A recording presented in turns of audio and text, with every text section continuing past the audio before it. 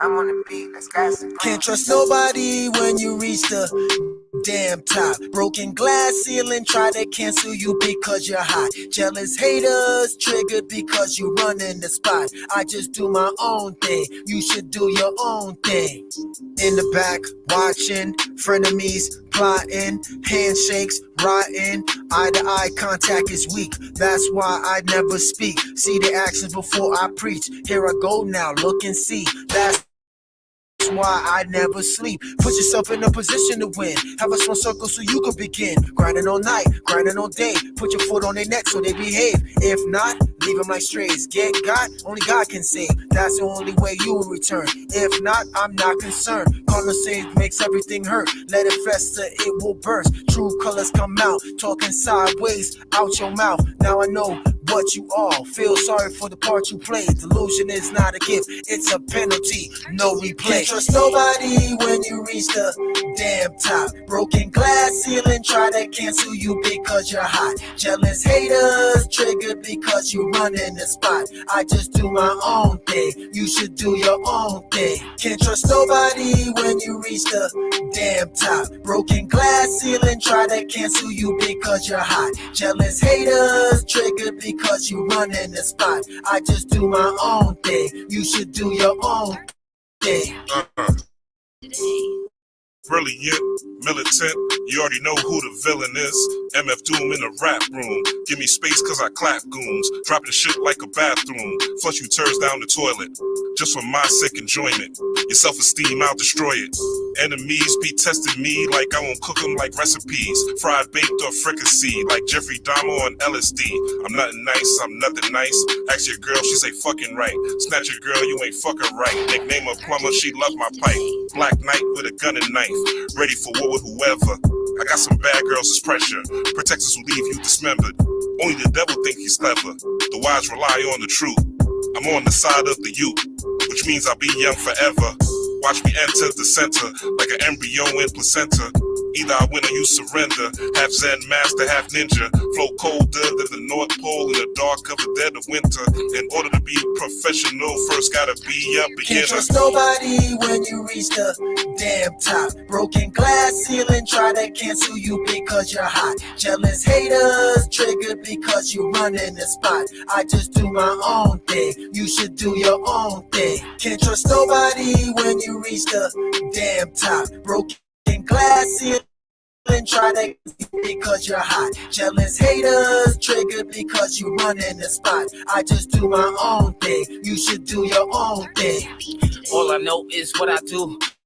Always learning, can't worry about being confused. Paid my dues, stay make moves, breaking rules for a long time. Been feeling the ill street blues. It's all about winning, can't lose. Gotta start thinking big moves. Let's get serious, fuck haters and fools. Where's the jewels at? Feeding and starving, ready for real food. No more begging pardons. Jaywalker, crossing roads, running out jogging. Explode, expose foes. Fuck knocking, pulling up without no warrants. Can't stop. Targeted markets, harvesting cash crops. Bankrolls changing to crypto shots. Making it hot, may spot me with a bad dot. Playing blocks, it ain't got no option. Watch me build knots, copy, keeping it clean, not sloppy or top G. No one can stop me. Warrior building alpha, thinking king mental, ruling and creating my own kingdom because freedom is needed. Beast and keep fuck hitting them and flipping it cause I gotta get it. This is my mission. What? I gotta get it because this is my mission. Can't trust nobody when you reach the damn top. Broken glass ceiling try to cancel you because you're hot.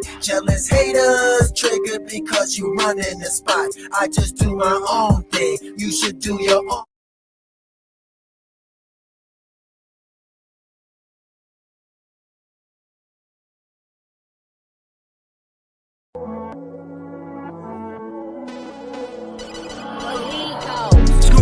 Pissed off, miss shit off course. Which way shit's going? Spent too much time in hibernation. Sleep, what went wrong? Things changed from lift off up until the destination was reached. Mind and body weak, gone from the stress on the brain. Lost in the void of space, what does it really take to stay sane and maintain stability? Is this really me floating in a maze? could I? Who should I be? Am I destined to weep and cry my life away for all the wrong mistakes I made and take the blame? Damn, this shit is so insane. Just wanna flow free like a river into the ocean. Not headed what for the fucking drain. Life caught up in disarray.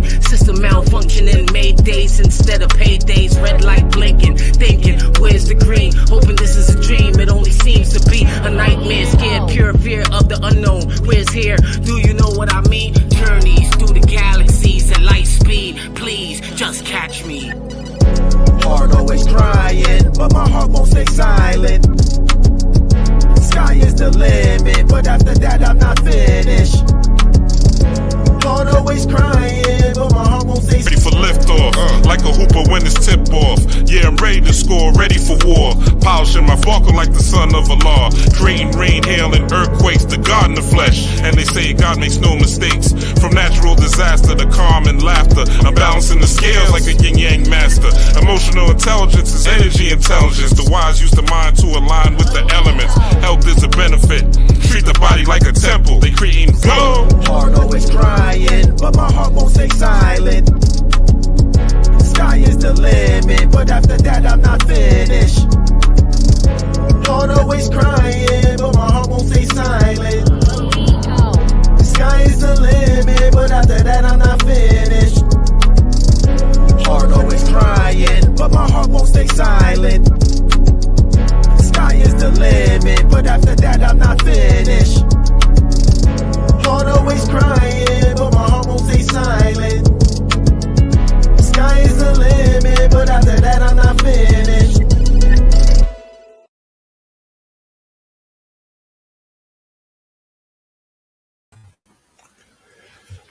Peace.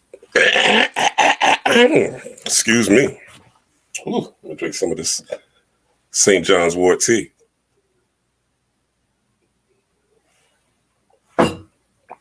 Peace, power, and prosperity. Rob Black Storm. How's everybody doing? Welcome. I know it's Saturday. A lot of people are out and about. Want to get this done early because I'm actually going to head out, do some music later on today. But I wanted to tap in, drop this video for y'all. Should have a guest tomorrow.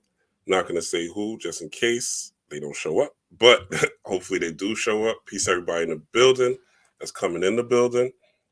Thank you for your time. Thank you for your presence. Here to talk about Quantumania. Shout out to everybody who has a couple more. Y'all ordered the author copies of Occult Magic Mastery, my book. So look out for that to come next weekend. All right, I'll send them out next weekend. Priority mail. Priority mail. So you'll get it in a couple of days, like Amazon. But I send it out. I do these every other week. So Occult Magic Mastery, you get your author copy. I put in your numerology, your archangel, and a little bit of gems that I gleaned from both, all right? So you can send your info to, let me put this ticker here, all right? Oh, that's not the ticker. Let me remove this. Sorry. Oh, the ticker's there, all right. And peace to Philip, peace to Junkyard Jedi, peace to Aaron Theus, and peace to everyone that is watching. Right, if you tap in, I'll get to you sooner rather than later. So it's Saturday. I don't want to keep you. I'm going to try to run through these as quick as I possibly can. Quantumania, I enjoyed the movie. There's a lot of gems to talk about. Me and Michael Bell, frequent person on the show. You guys know Michael Bell. Try to get him for the decode, but he was busy. It's Saturday. A lot of people are spending time with their families.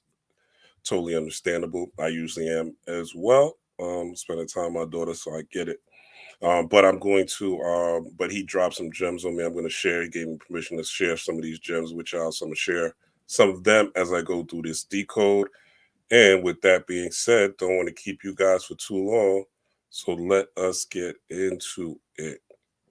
Hope everybody had a good week. Hope everybody handling. It's been a kind of up and down week emotionally. A lot of people lost power. There's snowstorms in California. A lot of things are happening. So, hope everybody's holding their head, keeping their head up, and doing the best that they possibly can, because that's really all you can do. Keep your head high. And that's part of what this presentation is about, the conquering of self, all right? Self-mastery, all right? You becoming the magic, you becoming the king.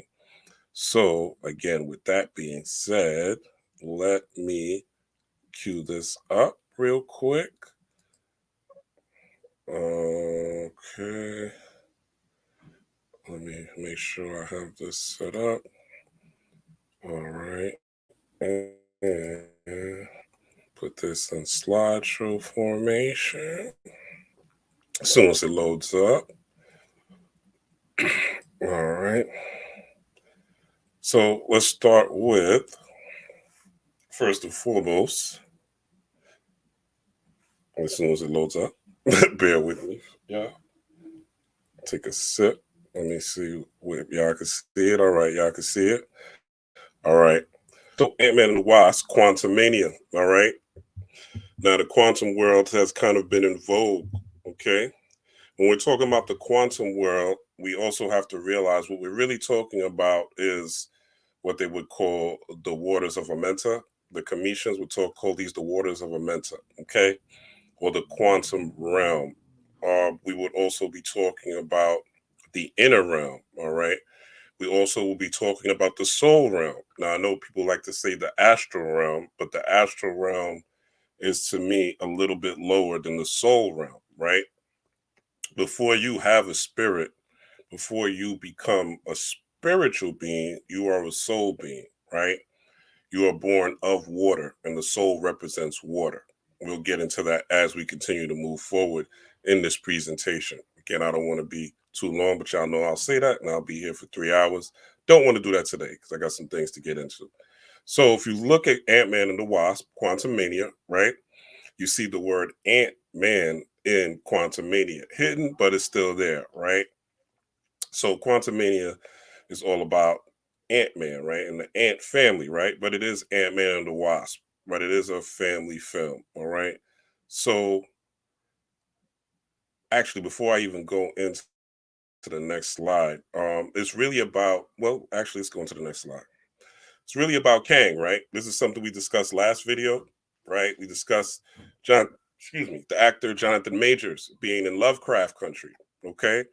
And Jonathan Majors dealing with his family in Lovecraft country. Okay, so Ant Man and the Wasp is really about Ant Man and his family. Hank Pym, the original Ant Man, the original Wasp, his wife, I believe Janet was his wife's name. Yeah, Janet Pym, and it was all about the heart, right? The heart of your family, or the heart of the emotion, right? We're dealing with the soul again. The quantum realm is really the soul realm, right? Out of the soul realm, you are able to pick different avatar forms, so to speak, which we would call bodies, right? So you're born in a body, but as a soul. And as you're born in a body as a soul, you're able to delve and deal with different spiritual attributes, right? There's not just one spirit. There's a spirit when you're having sex, right? It's totally different than the spirit when you are going to work. It's totally different than the spirit when you're going out to eat. It's totally different than the spirit when you're fighting someone. It's totally different than the spirit when you are in traffic, right? You might be flipping somebody off because they cut you off or something like that, right? All of these spirits, all of these spirits are totally different, right? They're not the same. So in Lovecraft country, it's about the love of crafting different spiritual energy as well, right? And basically it was dealing with the family, with his heritage in magic. Some would call it occultism, but in magic, in voodoo, which is dealing with the spiritual realm or the invoking of different spiritual energy, or and also dealing with hoodoo, right? The use of herbs, then basically in one of the episodes, cutting the cow and putting an X on the door for protection, right? Those different things, the mineral kingdom, the animal kingdom, right?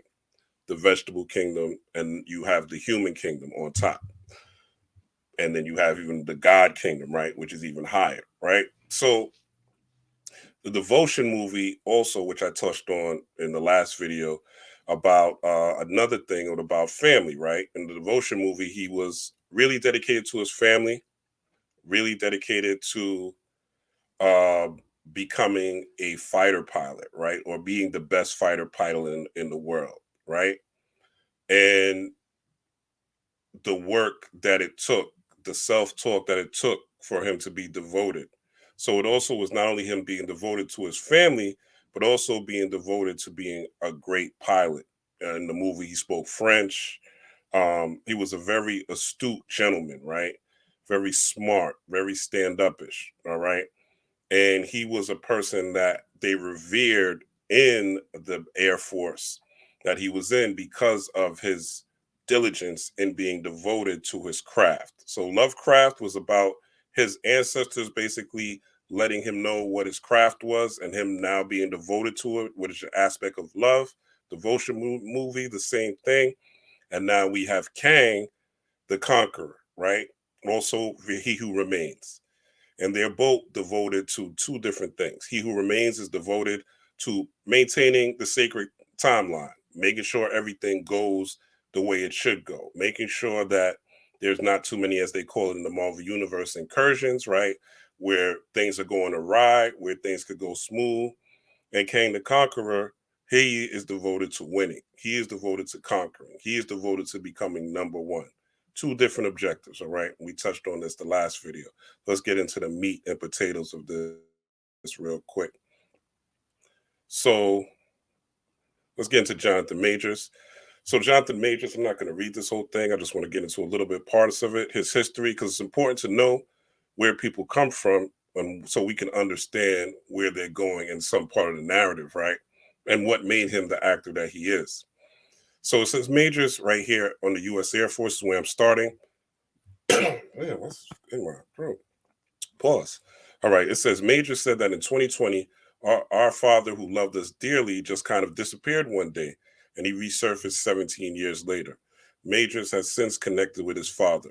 So he lost his father. He had some loss, right, of his father figure, right?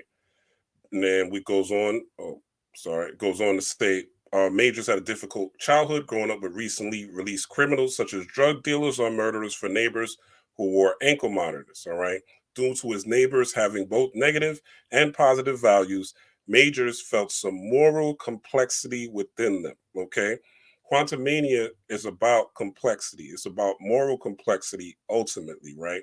And it's about diverging on different pathways and moving along different roads, so to speak, and making a choice on which road you choose. Okay. So as a teenager, Majors faced numerous struggles. He was arrested for shoplifting, suspended from high school for getting into a fight, and at one point he lived in his car, so he was homeless, while working two jobs to make ends meet after being kicked out of his house. Okay. He eventually found a safe space in the world of theater, all right, where he found some solace and joined after watching Christopher Nolan's The Dark Knight. I thought this was interesting, in which he felt Heath Ledger's performance as the Joker, okay, as the Joker, to resemble the criminals with moralistic dualities he grew up with for his complexity of good and evil. All right. As I said before, none of us, right? None of us here are just good, and none of us here are just evil. And when I say here, I'm talking about who exist here on the planet. We all have a moral complexity. And I thought it was interesting that he was inspired by the Joker to get into theater, inspired by Heath Ledger's acting. If Heath Ledger didn't do the Joker, he wouldn't have never have ever gotten to acting. And also the Joker aspect of it, right? Because the Joker, people see as a sadistic, right? He's a clown, he's sadistic, he's evil, but his evil caused Jonathan to do good his life, for him to turn his life around. So you could, that's an alchemy principle, okay? That's a principle of an alchemist. Practical magic, turning something negative into positive, turning shit to sugar, so to speak, making things happen when you think that the worst is out there and having a vision and something inspires you. Something as simple as the Joker caused him to now become one of the most popular. I would say right now, besides Denzel Washington, he's probably one of my favorite actors, if not my favorite actor right now. And the ability to use alchemy to turn lead to gold, right? And that's what we have to understand. And that's one of the aspects of this movie. Let's continue going. So he understood the complexity and it led him to become an actor so he can inspire others. All right. Now, so we get into this movie, Jonathan Majors. Okay, he three. All right. And it's Creed 3. Okay. So these threes keep popping up. So 33, number six. Okay. Six, balance of masculine and feminine energy, yin and yang, right? Upward triangle with three, right? 1, 2, 3 points on a triangle, or 1, 2, 3 points on that pyramid, right? 1, 2, 3 points on the downward pyramid, positive and negative, coming together as one. All right. Alchemy again. All right. Also, he's Jonathan Major. All right. And he's facing uh, Michael B. Jordan, right? So JM versus MJ. There's that same balance of energy. Okay. Now, I'm not saying Michael B. Jordan is feminine or anything like that, but I am talking about the different balance of energy. In Creed, he's going to be playing, Jonathan Majors is going to be playing a villain, right? And for all intents and purposes, Michael B. Jordan is going to be playing the protagonist, right? Jonathan Majors is going to be the antagonist. Michael B. Jordan is the protagonist, right? Good versus evil, that dichotomy, right? But according to what I've seen, they grew up together, right? They were people that were family, so to speak. And Jonathan Majors went to prison. Michael B. Jordan didn't. He became world champion. And now Jonathan Majors is coming back to get his, okay? Michael B. Jordan is also 36. There's 36 chambers. Shout out to the Wu-Tang, all right? So he's 36. That comes into nine. It comes into nine is a number of birth. There's 9 months to give birth, right? So the number of birth, the number of being born into something new. So there's going to be something new in this movie that Michael B. Jordan transforms into. I don't know if he's going to be another type of boxer, if he's going to maybe get into MMA, who knows, right? But there's going to be some transformation along this journey of Michael B. Jordan facing one of his childhood friends, right? Who is kind of a Drago type of figure, right? Drago from the Rocky, I believe it was Rocky 2, right? I will break you, right? So this transformation, right? Jordan is also 60. This is Michael Jordan, the Skywalker Michael Jordan, right? Taking flight, Jordan sneakers, Michael Jordan. He's also 60. So this number six is also rating through again, coming into balance. So if you go back, we went back and look back at his history, you see it was a balanced thing. He was going through something traumatic. He was homeless, in a bad environment, but the chaos of his environment, right? We're talking about now chaos magic, right? Making things manifest, using magic as a tool. The chaos allowed him to give birth to now him becoming Jonathan Majors, a big time actor, right? Where now he's acting in all these movies, right? So, what is your creed, right? What is it that you are trying to do? What is it that you are fighting, right? Also, the tagline of this movie, Creed 3, is you can't run from your past, right? Jonathan Majors had a past. He had things that he could have easily leaned on and gave up, right? He could have easily gave up. He could have said, "Nah, I'm not going to continue pursuing my acting. I'm in a tough bind. I'm homeless. I'm going through this." But he pursued it, right? He actually went to Yale, right? He actually went to Yale for acting, for theater. So he took what was happening to him and he focused on a vision of the Joker of all things, right? People are so scared when they come into this type of spirituality or esoteric spirituality and they see certain things that may look like a Baphomet figure, that may look quote unquote demonic or may look quote unquote evil. So because it looks a certain way, they say, nah, I'm not going to deal with this. I'm not going to deal with the Baphomet. I'm going to reject this. Nah, when it comes to certain these summoning these type of energies or dealing with these type of African deities or the Loa, things like that, who may not necessarily look like humans, like a Heru with an animal head, right? You say, oh, they're worshiping animals because you don't understand that there's different parts of you, that you have different types of energy, and it may not look aesthetically pleasing. That does not mean that it's not powerful. Just like the Joker is not aesthetically pleasing, so to speak. He's not a person that you would say people would want to follow. But by him tapping into the Joker and him fighting his way up, tapping into that Joker energy, he was able to transform his whole life. I'm here sitting here talking about him and talking about his energy because he chose to use the power that he had and transmute energy. So this is about conquering the self, right? Transforming and transmuting the self, getting out of your own way and having a focus. Where are you going? What are you trying to become? Where are you trying to create?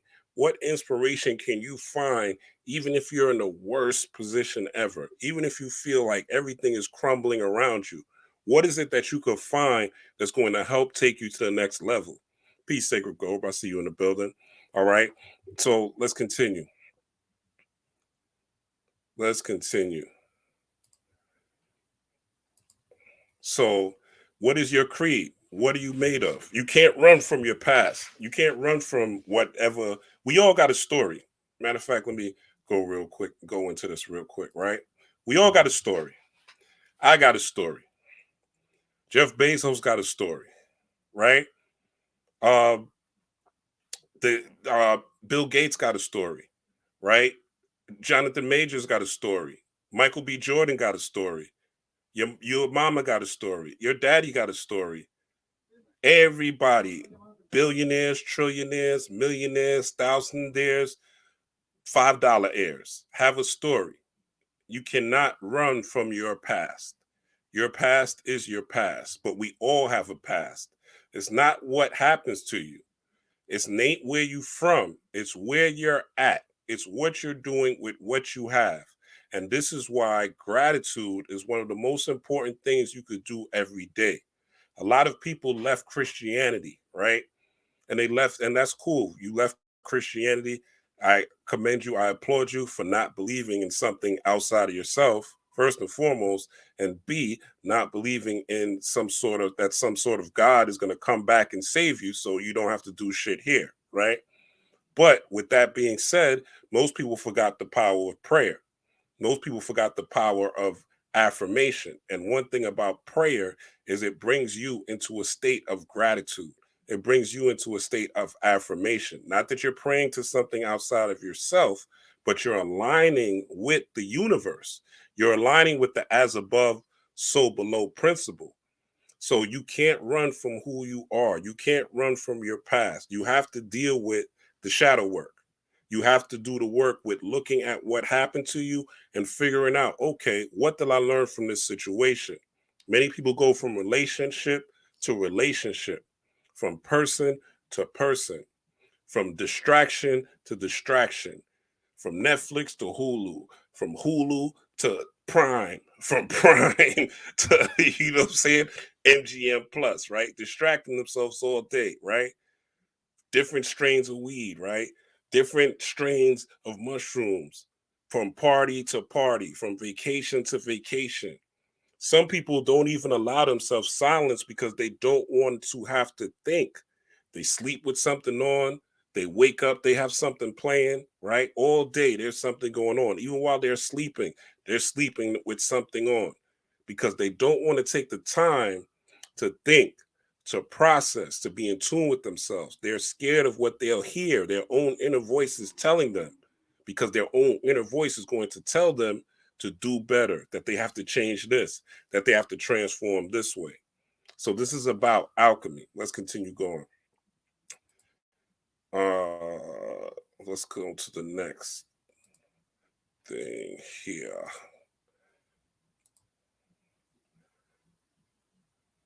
Okay, so we covered this. I ain't gonna stay too long. We covered this the last video, the number 6, as we seen with the 33 Jonathan Majors, the 3-3 with the number 6 again with Creed is coming out on 3-3, right?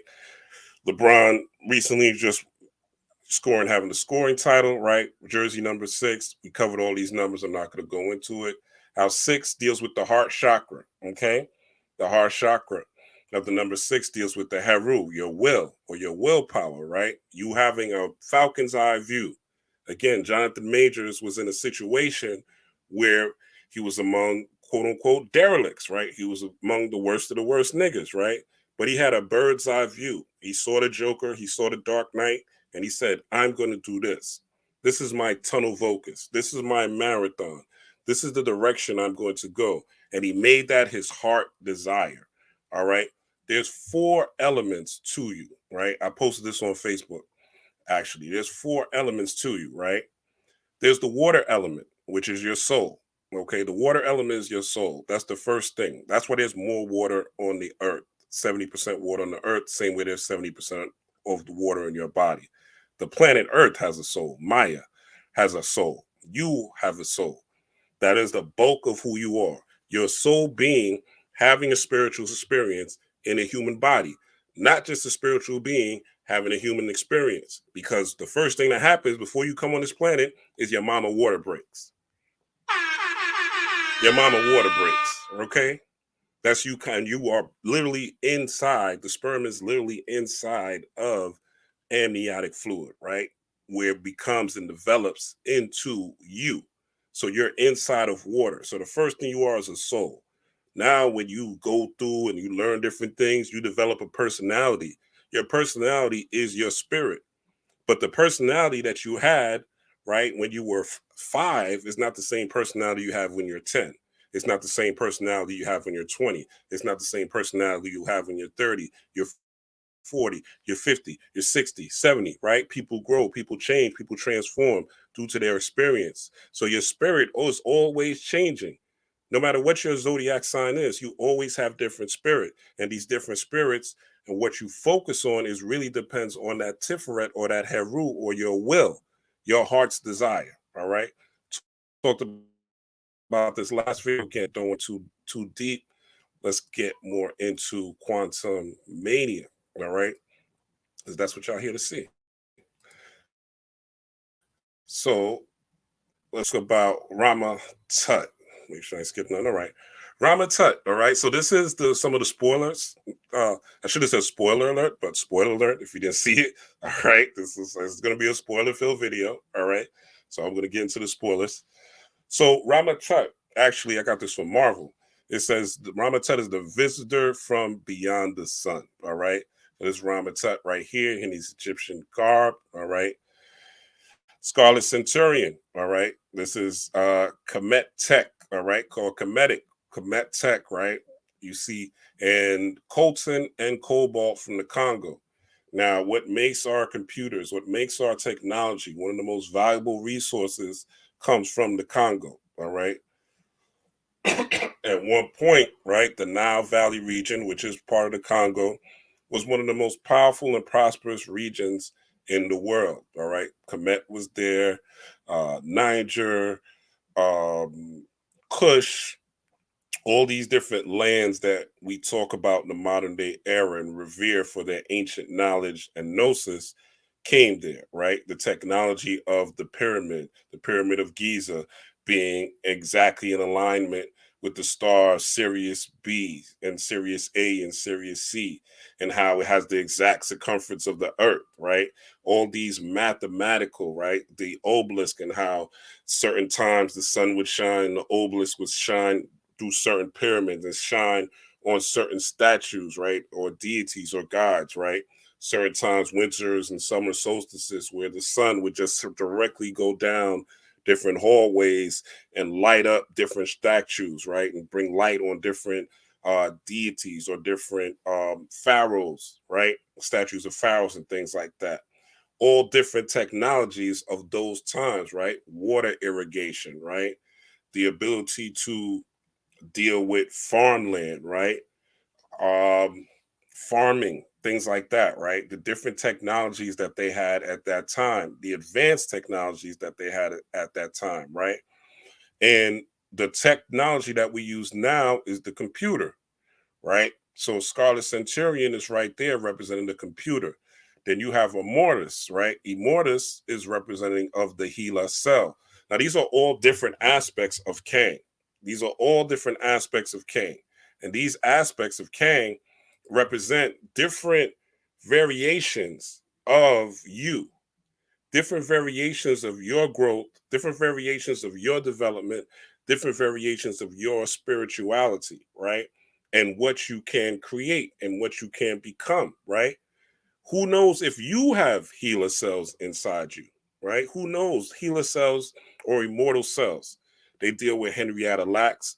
There's cells that were used for the polio vaccine. There's cells that's used to this day in various vaccines, various medicines, various experiments because they never die. All right. And the reason that Henrietta cells were even discovered because one of the kids was on a field trip and saw her name on a vial and was like, and his name was Lax. He saw Henrietta Lacks and he put two and two together. So it was it was a divine intervention for them to even discover, right, Henrietta Lacks, right? So Rama Tut represents ancient technology, right? Immortus represents you. You are immortal, right? You have these cells, you have this cellular connection to the immortal world. You are Immortus. And the Scarlet Centurion also represents your ability to use technology. So these are all different aspects, the past, the future, and the present. All right. Ramatut being the past, Scarlet Centurion being the future, and Immortus being the present, right? And even in the Marvel lore, Immortus is the one that outlived anyone, right? They say Immortus is actually closely tied to He Who Remains. All right, if you follow Loki and the Marvel lore and things like that. So when we talk about these different attributes or these different being the visitor from beyond the sun, that's who you are. Okay, you don't know where sperm cell becomes you. Like, think of how much is going on in your body. Think of you breathing right now. Think of you processing the words that I'm saying to you right now. Think of your body fighting off germs right now. Your heart beating, your lungs moving. You might be tapping your leg, right? The ability to process images that are moving across the screen right now. There's so much that is going on in you. There is scientific proof that a drop of DNA, just a drop of DNA, can contain the whole Library of Congress. Plus, they're actually trying to synthesize DNA. They actually have synthesized DNA, so where they could store information because DNA holds so much. This is cellular within and you have trillions of cells. So you are the Immortus. You are the immortal one. You always have been here, always will be here in some way, shape, or form because energy does not die. It simply changes shape or form. So the Ramatut, the ancient you, is in you. The future you is in you. The immortal, the now you, is in you. You have the ability to tap into all these different variants of you, King. You are the king of what different type of personality you want to take on and what different type of energy you want to use. But you have the ability to tap into the all. Never limit yourself. Don't say, I'm scared of AI because AI is doing X, Y, Z. No, you have the ability to have full reign of AI because AI is you. AI is based on the bones of your dead melanated ancestors in the Congo. That's where the coltan and the cobalt come from. It's based on literally the remnants of your ancestors. Okay? So you are the Scarlet Centurion. Ramatut, you have the ability to tap into that ancient wisdom of the ancient technologies and bring it here into the now. To tap into that Ankh, which is also a balanced masculine and feminine, the bottom half of the Ankh being the penis, the phallus, and the top half of the Ankh being the womb, which is in Ramatut. So you are he who remains. You are the beginning and the end. You are the past, present, and the future. But you have to know that. You have to conquer yourself in order to understand that. All right? Let's continue going. Peace, Lindsay. All right. So how do you do this? Now you look in this movie, right? I saw this. I said, oh shit. First time I saw it, I said, Kang is in the eye. I said, Kang is in the eye. And he's in a pyramid. This is his house. Okay. Eye in the pyramid. All right. Left, right. Eye in the pyramid. Can't make this up. I said, oh shit, he's in the eye. So being a king is about your perception of who and what you are, not a perception of what Little Boosie is talking about T.I., not a perception of the manosphere and how bad women are, or divesting and I'm going to leave all black men. And you are who you are based on your perception of self. Whether you move from here to Africa, to the Philippines, to the Dominican Republic, to motherfucking North Pole, to the motherfucking South Pole, to Australia, your perception is always going to be who you are. The reason that they have the pyramid on the eye to take you out of your Illuminati scare tactic, to take away that level of fear, because most people are trapped in their root chakra, right? And the root chakra deals with fear and security. So if you can't get past your fear of what you deem the elite, you will never grow. You will never grow. You'll always be worried about what the white man is going to do next, instead of focusing on what you are going to do next. Are you going to tap into your immortus? Are you looking at the future and using the lessons of the past, of your Ramatut, right? Ra being the sun, Ma being the mother, or earth, sun, earth, and the Tut being you. Are you using these to tap into your Scarlet Centurion? Are you using the wisdom to tap into your immortal self? This eye in the pyramid, right? That same thing that is on the dollar bill is saying, them, the so-called elite, saying that you are going to value. That's why New World Order is on there. New World Order, this dollar bill been around since I think 1914 or something like that, right? So the New World Order that people been talking, I've been hearing about the New World Order since 1997. All right, I've been hearing about New World Order, New World Order, New World Orders on the dollar bill. We living in the New World Order right now in 2023, right here and now. Kids are being born into the matrix, literally. Kids are being born, and before they're 1 year old, they're on a tablet. Before they're 1 year old, they're on a phone. Before they're 1 year old, they're hearing songs about get money, I need money. Niggas ain't shit, I need money. Get this money, get this paper. All you need is paper. You got to get the dollar. If you got the dollar, you're the man, right? How many dudes, I made a post about this other day. How many men think they're the man because they have money? Their perception is that being money makes them the king or the king, right? And they have all the money in the world. They're rich as hell. And their woman is cheating on them with somebody that is broke. But the broke dude has all the swagger, the confidence, right? The broke dude knows how to make her feel good. The broke dude knows how to compliment her. The broke dude knows what makes her smile. The broke dude understands when he's sliding in her how to make her body feel good and how to pay attention to her body and not just be selfish and get a nut because he's trying to bust a nut, go to sleep, and get back up and grind again. Nothing wrong with grinding. I'm damn sure a hell of a grinder. But your perception, right, has to be above more than simply materialism. This is how you become a king, right? This is him using his lessons of the past. As you see, he had a pyramid in the movie. I'm not making this up. For anybody who saw the movie, he had a pyramid in the movie, and he was sitting in this craft. These are stills from the movie. He was sitting in this craft, which is an eye.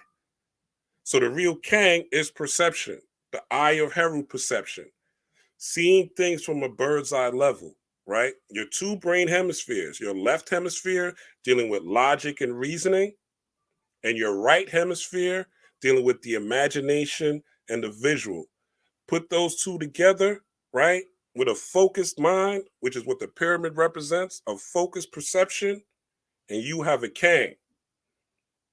But you cannot build a king if you are worried about other people's business more than you are. One of the worst people in the world, right? The worst people in the world is a gossiper. And this is why they're one of the worst people in the world. I'm not judging a gossiper, right?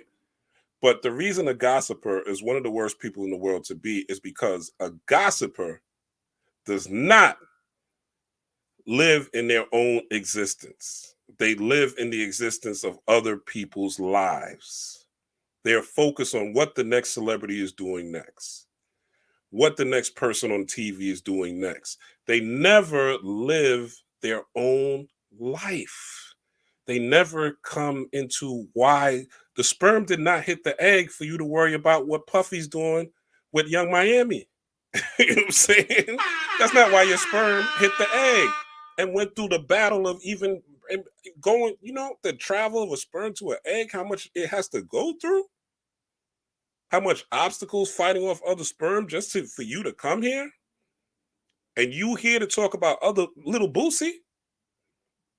Right. Say in others' timelines. And for the men out here, right? It's like men are trying to compete with Tasha K.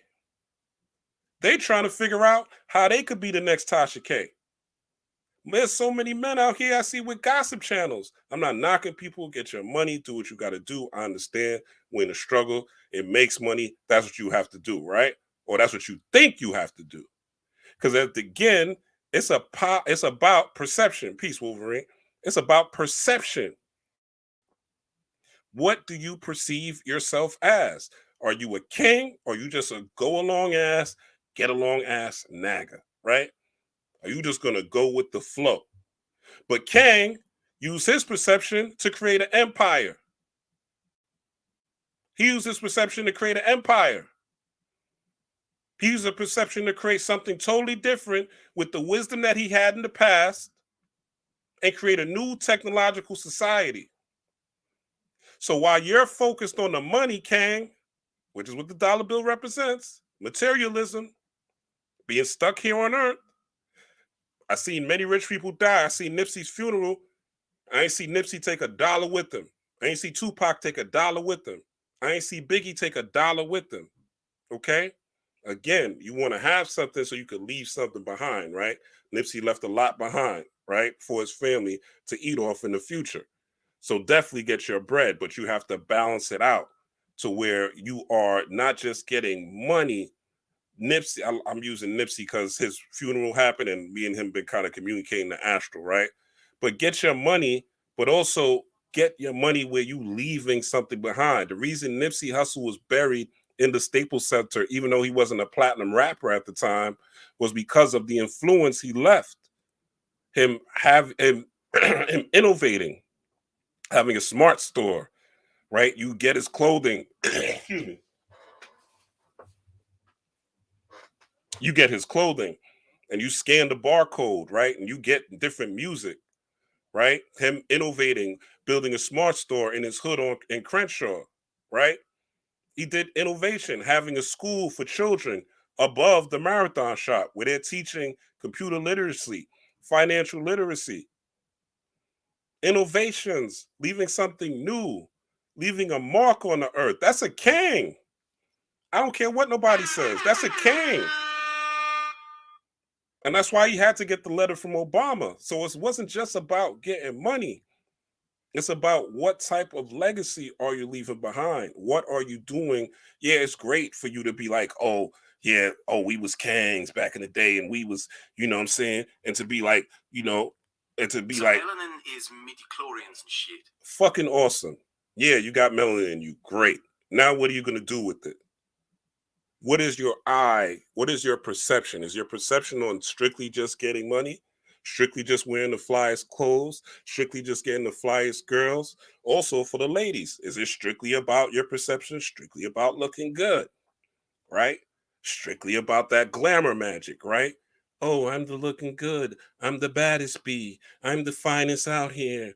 Oh, look at me. Oh, I'm untouchable. Or putting the flyest caption. Oh, look, I'm the best looking. Using that glamour magic. But what do you have in your brain? What is your perception of who you really are outside of your looks? What is in your brain? Right? The same thing with a man, right? Men have grammar magic. There's different types of magic. I've showed you in past videos that glamour and grammar are both forms of magic, where it literally says in the etymology dictionary, magic. Glamour is a form of magic and grammar is a form of magic. So men have grammar magic, right? They speak, they say a lot of things. But again, your perception, what are you really doing? It's easy to say you're a king. It's easy to say you're a god. It's easy to say I'm a high melanated being. It's easy to say I'm gonna build a motherfucking school. I'm gonna build a school. Oh, look, guys, my school's built. I got a sign on the outside of it. Y'all niggas crazy, man. And I'm not talking about, I'm not trying to shit on nobody. I'm just saying, we getting played out here because people's perception is fucked up. And a lot of these business and a lot of these people out here, they're marketing a lifestyle to you. It's called lifestyle marketing. When you see the people out there and they fly and shit and they got the Versace robes on, right? It's a pattern now online, right? Once I see the Versace robe, I automatically think scammer. Once I see the Versace robe on a nigga online, I automatically think scammer, right? You see the Porsche pulling out, they got the nice home that they rented, right? They got all the jewels on, right? Lifestyle marketing, perception. It's no different than that eye on the dollar bill. You know what I'm saying? But the conquering of self, right, is what you are focused on. What is your perception on? Is your perception or your perception on being a king? And a king is a king. No one can make you a king. No one can give you the crown.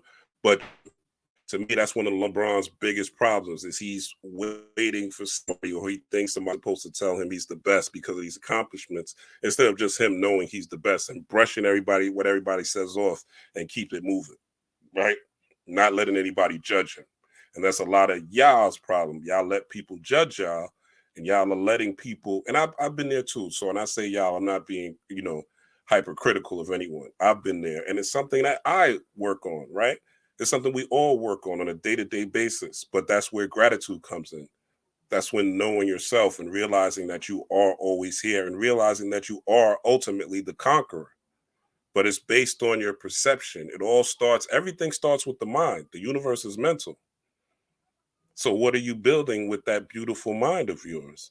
Is that beautiful mind on yours focused on Rihanna's baby? Is that beautiful mind of yours focused on LeBron? Is that beautiful mind of yours focused on ADOS and FBA, right? And strictly getting reparations, and that's it. Because once you get the reparations, then what? I seen niggas get $600, $800, $1,200 a month during the pandemic. I don't see the black community any better. I don't see the world any better. I don't see any innovations. I don't see shit that transformed. I don't. Maybe you do, but I damn sure don't. And I don't think you do either. So when you give motherfuckers 100,000s, guess who else is going to get 100,000s? The Benzes, the Beamers, the car companies, the jewelers, all the people that people are so-called anti. So again, it's about your perception of yourself, conquering yourself, being a conqueror of self. That's what this video is about. All right, let's continue. Get off my soapbox a bit. So a Kang perception, right, is from three angles, right, or a third eye of imagination. All right. So angels, right? We talk about angels. Angels are nothing but angles of light, different various ways of perceiving things. Okay. So a Kang perception is from three angles, and the three angles are having knowledge, getting information, right? Having wisdom, meaning you're taking that information and you're processing it. You're not just repeating something like a parrot, right? For instance, let's give an example, right? People say this all the time. People say, what do people say? People say they use this quote by Einstein and they say insanity is doing the same thing over and over again, right? They say that all the time. Insanity is doing the same thing over and over again. But if I'm working out, I may have to do the same exercises over and over again. If I have to do a job, I have to do the same thing over and over again. If I'm consistent on my YouTube channel, I have to come to y'all when I say I'm going to come to y'all over and over again, right? So insanity is not doing the same thing over and over again. The whole quote is insanity is doing the same thing over and over again and expecting a different result. That's the full quote. But I hear people all the time, just because they heard somebody else say it, say insanity is doing the same thing over and over again. No, it's doing the same thing over and over again and expecting a different result. So your perception has to be more than you just taking information from someone online, or you taking it. And this is why I like books. People love audiobooks. I'm not, not trying to shit anybody, but I like books because when I read a book, and an author has their own opinion, right? They have their own perception. And I might read something in a book, and then I can step back and assess it and say, this makes sense. Or this doesn't make sense for me, right? From my eye, from my third eye vision. I could look above it, the book, and I could look above the author and look down on it and say, this doesn't make sense. To me, with an audiobook, you don't have, and I've listened to audiobooks too, but you don't have that time to really step back and assess. And I guess you could pause the audiobook, but usually you listen to audiobook when you're doing something, right? So you're kind of in motion, driving or something like that, and you don't really have that time to assess it, right? But the king perception is from three angles, right? Or three angels, right? Angel is just an angle of light. Angel is an angle of light that allows you to access your Ramatat within, your inner gods, your ancestors, right? Opens up what they call your junk DNA, which is where your ancestors are, right? It opens up different avenues of perception. This is when you get and step into your clairs, your clairvoyance, your clairaudience, your clairsentience, so forth and so on, right?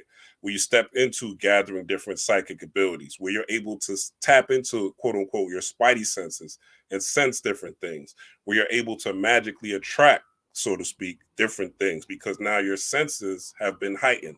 All five of your senses, smell, touch, taste, hearing, smell, right? Intuition, sixth sense, right? All these perceptions have higher dimensions. They all have stronger dimensions that are what they would call, what do they call, paranormal, right? Which tap into the parasympathetic nervous system. So your king perception has to deal with your knowledge, your wisdom, and your understanding, and your third eye of your imagination or your imagination, right? This pyramid, not for nothing, has three beams. Okay. There's 1, 2, 3 beams. All right. So this pyramid is, again, angling up. What is your imagination directing you to, right? It's directing you to control. A lot of men want women to be submissive, right? This is the new thing. They want women to be submissive. They want women to bow down, right? But what are they submitting to? What is your mission? What is your end game? What is your end goal? Where are you trying to get to in your life?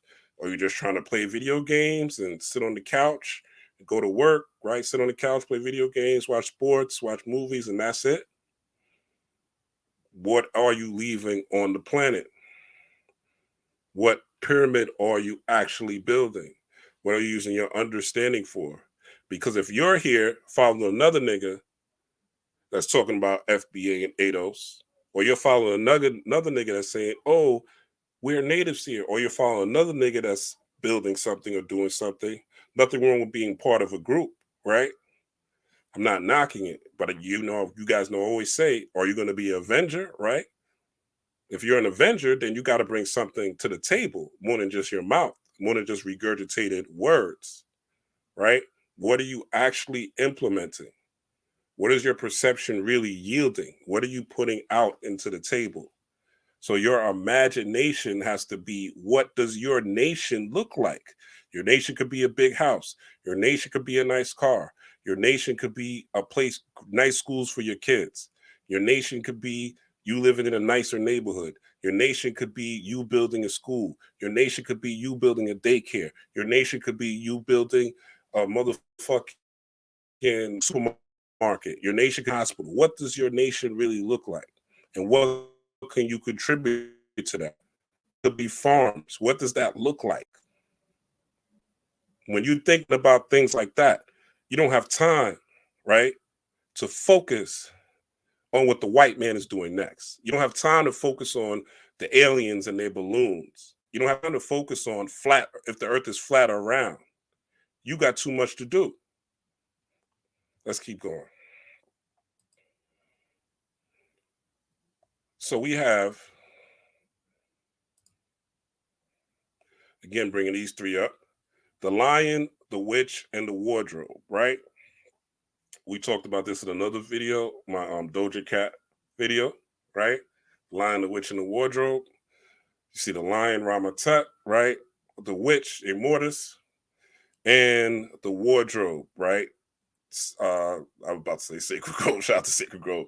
The wardrobe being him in this mechanized suit, right? So you have the Sphinx, right? The Sphinx is always about managing your emotions. So when you feel a Sphinx, it's really about you. It's the woman, right? Sphinx is really the face of a woman, but the woman represents the inner self. It represents your inner self, your soul, right? And the lion body represents your spirit, right? You managing your animal spirit, what they call a daemon, right? Or what you call in the modern day a demon.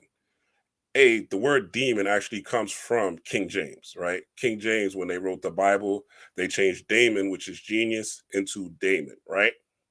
And I've talked about daemons and demons on this channel many different times about how it's nothing to be scared of because you have daemons or demons in you, right? We all do. It's how you manage them. It's how your inner self manages those things. And you have what you call inner demons, right? You've all seen a picture of the angel on one side and the devil on the other side, and them both talking to you, right? It's when you have a conflict of integrity, right? Oh, I say I'm gonna go to the gym today, but I don't go to the gym today. I'm just gonna chill and watch Netflix because I want to see the Vikings, right? I want to watch the Wu-Tang channel, right? But you know your ass supposed to go to the gym, and you said you was gonna go to the gym today, right? Those are the different conflicting. That's the demon within you and the angel within you, right? And you fighting within yourself, right? So that's the representation of the Sphinx. So when you go to the gym, that's literally you being a Sphinx. You're saying, I'm gonna shut everything down. I'm gonna shut out my feelings, right? Because your feelings aren't you. People think their feelings are them. Your feelings are not you. Your feelings are just that animal within you that's fighting for control. It's that inner self within you. It's your animal body literally fighting for control of you. It's your own inner demons or your spirit animals. They're different spirits within you. Your Uncle Joe, who was a drunk, who was in your DNA, your Auntie Jacqueline, right, who was a prostitute, who was in your DNA, right? All these different ancestors that you have in your DNA, some good, some bad. So you get different voices in your head, right? And you saying, I got this. I'm going to control this vehicle, this avatar, and I'm going to move accordingly. So that's what the Sphinx is, right? You got the herb, which is Immortus, right? Herbs unlock different parts of the body. Herbs unlock different um how do we say it? Health, right? Immortus represents health, right? The Henrietta Lacks cell, the healer cell, right? The immortal part of you, the healthy part of you, the part of you who lives forever, right? So it's herbs that do that, right? Food, nutrition, things like that. And then you have the crystal, okay, which is the character of the Scarlet Centurion, right? The computer body, the technological body. I always say the computer is made for melanated beings. All right. The computer is for us. Things have been elevating for us since the computer has been here. But again, there are people who understand the times that we are in, understand the age of Aquarius, so they will use the computer against you. And it's not just you, melanated beings, they use it against white boys too, right? White girls, people of all cultures, right? You have these splinter cells of so-called Caucasian right ringers, right, who think that they're better, right, than black people, who think that they're better than Chinese people because they have these little websites that they could go on and talk shit, right? But they don't realize that they're being manipulated by the elite as well. It's all divide and conquer, baby. They don't care about poor white people, but poor white people think that the government cares about them because they're white. They're being manipulated too, right? In the crystal. for their perception by the computer. Ancient knowledge could be used the wrong way, which is our magic, which is our spirituality, right? Which is that Sphinx era. Because marketing, most of marketing is about emotional control. Most of marketing is controlling people's emotions. It's controlling what triggers people and what doesn't trigger people. Controlling what's going to bring you in the shop. Like you ever walk by a Popeyes, right? And you walk by that Popeyes or something, and you smell that smell coming out the Popeyes. They even doing it now at McDonald's. You walk by Popeyes or you walk by McDonald's and you can smell the food. You think that's by accident? You think it just happens? You think they're just cooking so good at Popeyes and McDonald's that you can smell the food? No, it's marketing, right? Tapping into your emotions, okay? You think when I log on to Instagram, one of the first things I see is a girl twerking or some shit like that, right? Or the baddie that I hit like on on the timeline. Well, I may have followed, right? Let's keep it real. All right. I don't follow too many like I used to, right? Because like one day my daughter had my phone and she was scrolling through my phone and I was embarrassed, man. So I stopped with the baddies. Then I realized the baddies didn't really have nothing to offer but looking good. They wasn't dropping no gems. They wasn't kicking no knowledge. They wasn't giving me anything that's going to change my perception, but looking good. Glamour magic, right? Getting caught up in the glamour magic. So so that's the crystal, right? That's the computer. Computer's based on a quartz crystal, right? Most of the computer, your TV, quartz crystals, all right? Your watch, quartz crystals, okay? So you have the animal, right? The animal in you, right? You have the plant part of you, the vegetable part of you, and you have the mineral part of you, all different realms. Okay, these are different realms. Then you have you, the quote unquote human, right, which can become a god if you choose to get out the human. If you stay in the human, then you can be easily influenced by these three things. Peace to Harold Potter. All right, hit that like button if you do come through the building. I appreciate it. Let's continue.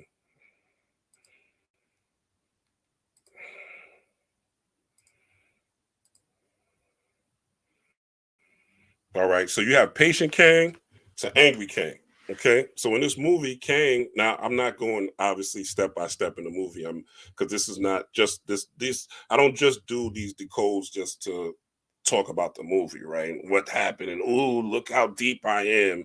No, there has to be a purpose for me to decode a movie so that I could give you something that you could take into your day and into your life and change it for something better, right? So it's not in order. So anyway, you have Patient Kang. In the movie, he was talking to Ant Man and Ant Man's daughter, right? And he never showed emotion. Okay, he never showed that he was emotional, even when he was disciplining them. You know what I'm saying? When he put Ant Man to the wall and put his daughter and was like, "Look, I'll kill her." You know what I'm saying? And he said it with a straight face, right? He was not emotional at all, right? He was like, "You gonna do what I say? I'll kill her. Like, don't play with me. Like, I'll kill your daughter. Like, you know what I'm saying? And then I'll kill the rest of your family." Right? He wasn't emotional. He didn't lose his self in his emotions, right? That is kingly. He conquered his emotions, even though he was in a situation where he wanted to get out bad, right? Obviously, you saw the end the whole movie. He wanted to get out the quantum realm bad, but he didn't allow his emotions to override his wisdom. Okay, so he was very patient, right? And when he was in conqueror mode, right, when he was in the mode of okay, y'all fucking with me, all right, I'm going to take it to the next level, then he stepped in and used his magic blast, right? Then you see his eyes turn blue, which blue is the color of the third eye chakra, right? Is blue, violet, and ultraviolet. Blue, light blue, or blue, darker blue than ultraviolet, right? So the dark blue, he turned dark blue. That's when he started blasting, right? Because he's like, all right, y'all playing with me. Y'all playing with my mind. Yeah, I'm trying to be patient with y'all. I'm trying to work deals. You know what I'm saying? I ain't kill your mama. You know what I'm saying? I just want to get out of here. You know what I'm saying? Like, let me be. You know, he didn't even kill the daughter. He just had her in prison. He told Ant Man, "Look, you're better off. I'm better off. She's better off without you." He didn't say he was going to kill her. He was just like, "Yo, you're better. She's better off without you. I'm gonna take her." All right. So he was never this megalomaniac type of, you know, outwardly aggressive. You know, as melanated beings, growing up in these harsh urban environments, we tend to think that we have to be these tough guys, right? We gotta walk and ice grill and be mean. And no, the loudest person in the room, all the years I've been living, the loudest person in the room is usually the softest person. It's usually the softest person. When you come on, let me bring you in the corner. Let's talk outside 101. Usually all that yapping and all that talking shit goes down. It subsides. Most people have more bark than bite. But people let people with more bark intimidate them into doing what they have to do, into being a conqueror of self. There are many people with many talents that will not step out and become who they are because of what they think other people are going to say about them. They are dimming their light. They are hiding their light. Shine your light. It's okay. Run your lap.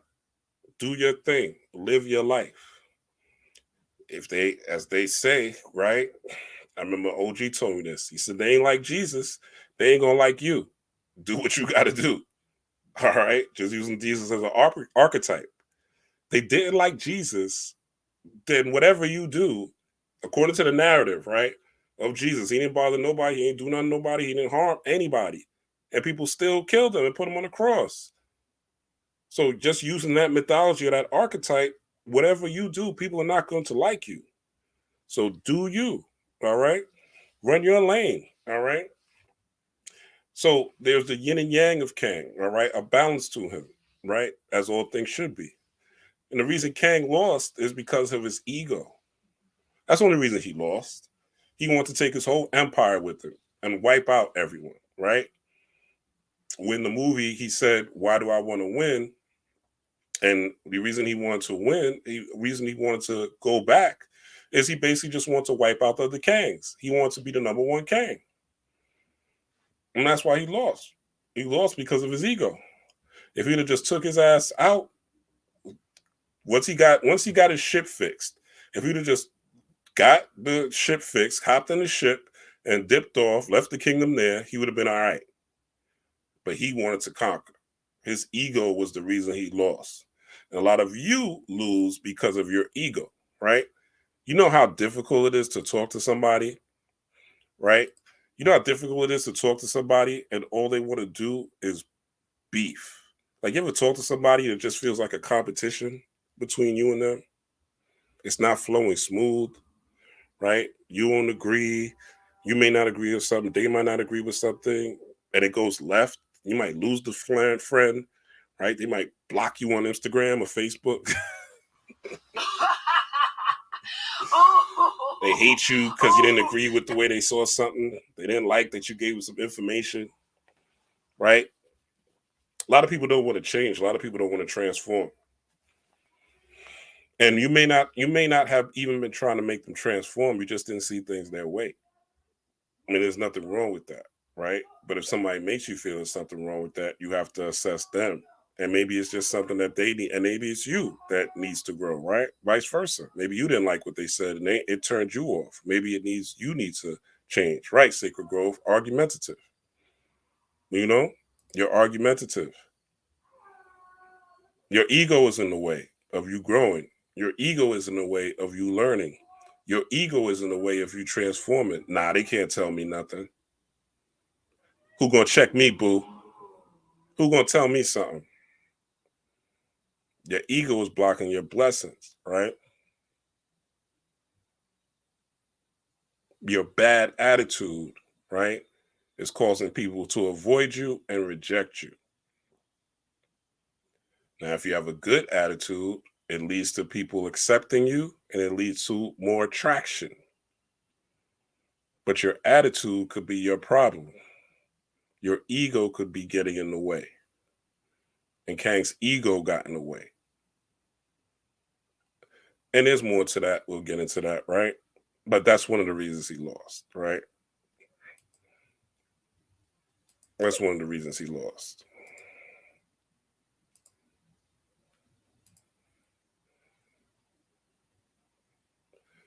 So we have this particular species of thing, right, called Veb, all right?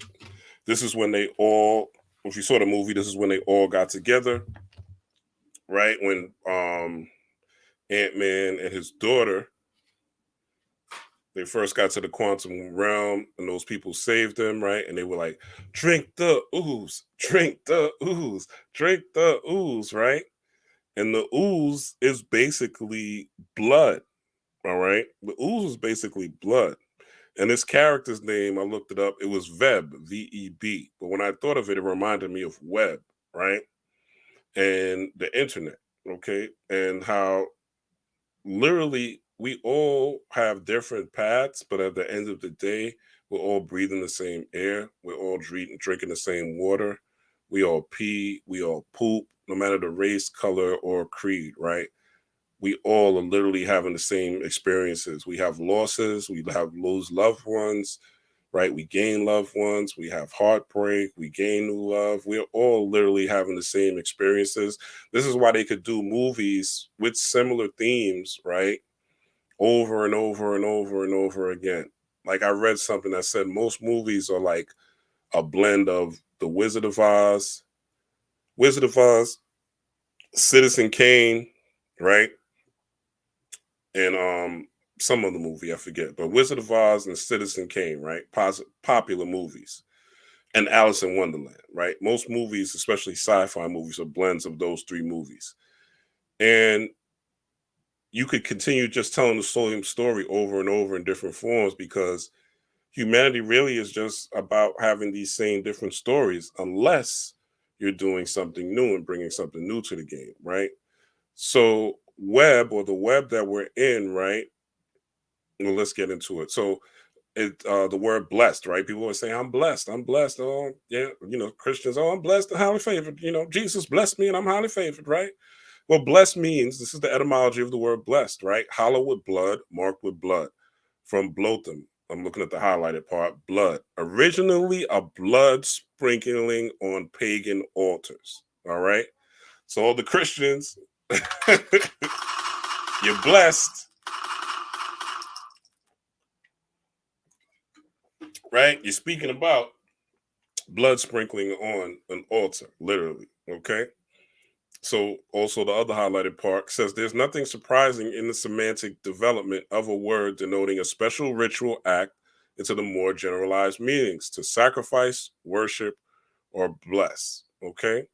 So it means, basically the meaning over time, right? People try to change it, but it never mean what they said that it meant. In fact, the last paragraph says the meaning shifted in late Old English toward pronounce or make happy, prosperous, or fortunate by resemblance to unrelated bliss. So really, Christians should be saying, I'm blessed and highly favored. But when you're talking about you're hallowed with blood and you're marked with blood by saying you're blessed, right? And basically, what Veb does, the whole thing of drinking the ooze, was you being connected to the quantum. Remember, this is Quantumania. So you being connected to the all, just showing you that your blood is literally connected to everything in the universe, right? You have access to all the ancestors, not just melanated, not just black ones, right? You have access to Nikola Tesla. You have access to Albert Einstein. You have access to George Washington, the same way you have access to Sojourner Truth or Nat Turner, right? You have access to Tutankhamun. You have access to whoever you could think of in the quantum universe, right? If you choose to drink the ooze, if you choose to be one with all, because blood is essentially a binder, right? So if you know that you're one with all things, then you have no limits. Then you are truly blessed. So Veb or web was about your connection to everything in the universe. And once you understand that you are connected to all things, that nothing is really against you because everything is working in your favor, then you are truly blessed. You are truly one with all things. You are truly understanding this ritual. And you don't need to have blood sprinkling on an altar because you are an altar essentially. You contain all the ancestors within you. You contain all the divine beings within you. It's all within you. Again, the eye in the pyramid is your perception that makes things real. The universe is mental first and foremost. Let's continue. So it says, so Veb, his character, he said he has 7 holes, right? Now this guy was a psychic, right? His name is Quas in the movie, right? He was talking about he has 7 holes. And the 7 holes, I put this on Facebook before I knew people didn't see it. So I posted this when I first saw it on Thursday. And people gave interesting answers, right? People saying all type of things, right? Eyes aren't holes, right? You can't put things in and out your eye, right? They're not holes. You have 2 ears, okay? You have 2 ears, 2 nostrils, things you can put a Q-tip in. Now you may debate me, that's fine. But two ears, 2 nostrils, 1 mouth. That's 5, okay? You have your bussy, your booty hole, right? And then you have, if you're a woman, you have your vagina. If you're a man, you have a pee hole, right? All those things you could put a Q-tip in and out of. All right. Can't do it with the other hole, ladies, that you pee out of. All right. For my study of anatomy, you can't do that. You can't put a Q-tip in and out. All right. So you have 7 holes, right? So that just shows again the connection to all of us, right? This made me think of Noble Drew Ali with his Circle 7. I remember when I had Michael Bell on the channel, he was talking about how, going from Kemet to Kemet to Masonry is not a straight line, right?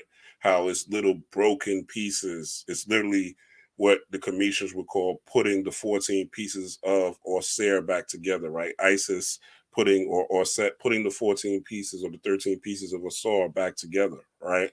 And the phallus, right, being that pyramid or being you, right, putting the pieces back together, and Isis all set being you nurturing your will, you nurturing your devotion, right? You nurturing your kingship, because Haru represents a young king. So you nurturing that willpower to be to whatever you're devoted to. And that's what you then shall manifest, right? And just the Circle 7 logo used by television stations, Circle 7 animation, the Circle 7 Quran, which is what this is, and the 7th circle of hell in Dante's Inferno.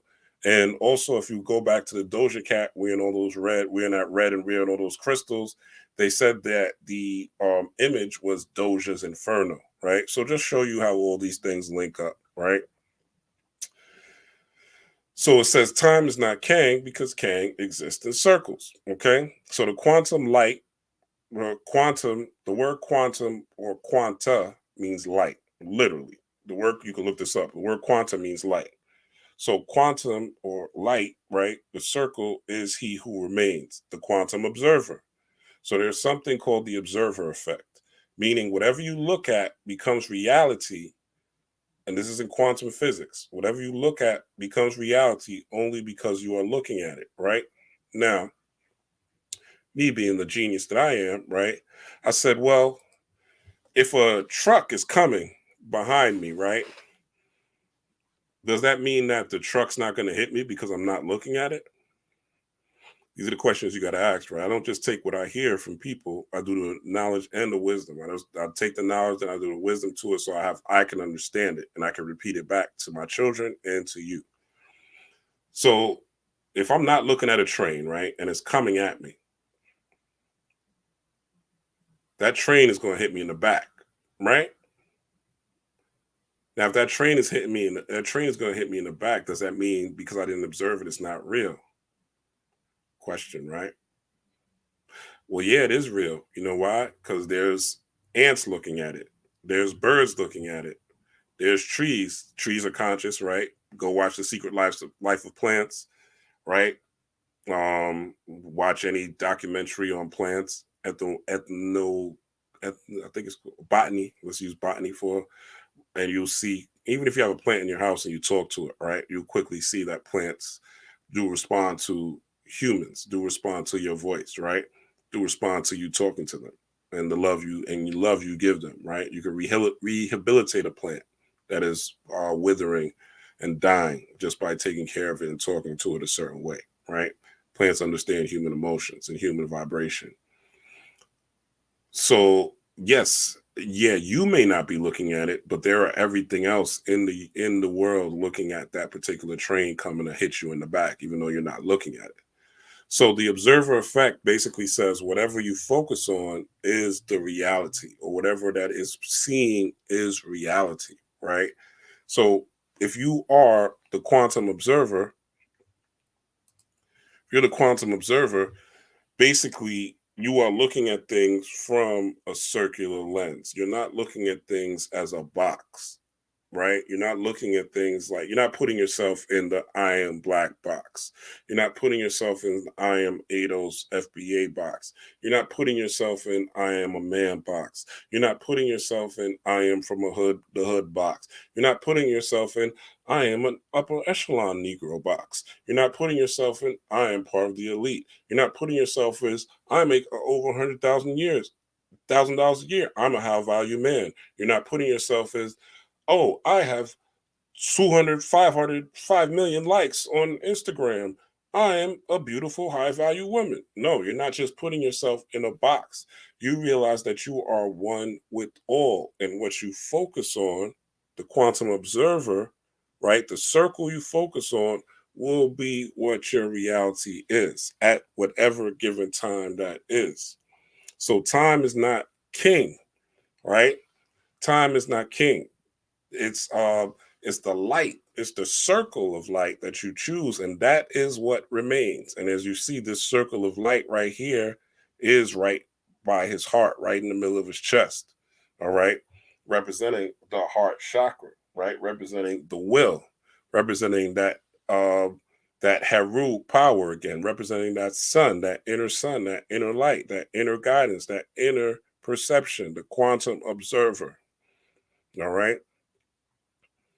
And as you see, right, this is him holding the circle, talking about the loop of time, right? This is dealing with also reincarnation, all right? What's going around, coming back around, okay? Cause and effect, right? How everything goes in a loop, all right? In the 90s, I wore baggy pants. Now I see the trend coming back. Drake and all these other new artists, right? Starting to wear baggy pants again, right? Remember, acid wash in the 80s was a thing, right? In the mid 2000s, right? They brought back, I think like 2015, 2016, 2017, people were bringing acid wash back, right? All these things go in a circle. I remember when Louis Vuitton was dead, right? In the 90s, people weren't rocking Louis Vuitton. It was played out. Then early 2000s, Louis Vuitton got his legs back again. Y'all, when some of y'all that's young wouldn't believe that there was a time that Louis Vuitton was not popping. People wasn't wearing Louis Vuitton. People wasn't wearing MCM, right? It wasn't a thing. People wearing hip hop brands, the Rockefellers, the Fat Farms, the Echoes, the what's another one that was big? The Carcanides, right? People wearing that more. They were with Louis Vuitton, and then was dying out, right? But then they had these rappers. They started paying them, right? Then they started wearing the Louis, the Gucci, the Versace. Those things started coming back up and started being in prestige based on hip hop. People know the elite, they know what they're doing. They control your perception of what's valuable and what's not valuable, right? They use the circle, right? And they tell you, put in the circle or put in your eye, right? Put in your perception what is valuable and what's not valuable. What do you see that's valuable and what do you see as not valuable? They control your perception if you let them. If you're not in control of your own perception, if you're not a king of your own perception, if you're not making a pyramid of your own perception, pyramid, middle of fire, right? Your heart's desire. I talked about the four elements, but I didn't go into all of them. So when you talk desire, right? It's what are you here to what are you desiring? What are you that is the fire that is within you. The fire that's within you is what are you desiring? Right? What are you looking forward to? What is your future looking like? What are you putting in the circle of time, right? You've heard about the circle of time in The Lion King, right? The cycle of life. What are you putting in your circle of time? What are you putting in your? Yeah, it's easy to say, yeah, I got a pineal gland, my nigga, and yeah, with pineals declassified, and my pineal this and my pineal that, and I ain't eat the nigga. But what does that really mean? What is that really saying? What are you really saying? What are you really doing with that, right? Yeah, I'm a king. We was kings, nigga. Okay, what are you doing now? We built this country. Great. Hallelujah. Yes, you niggas need reparations. I get it. I need some too.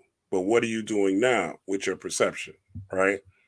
So the circle of time, this time loop, is really about what are you putting in the cause and effect? What are you causing and what are you affecting, right? What are you putting in the time loop?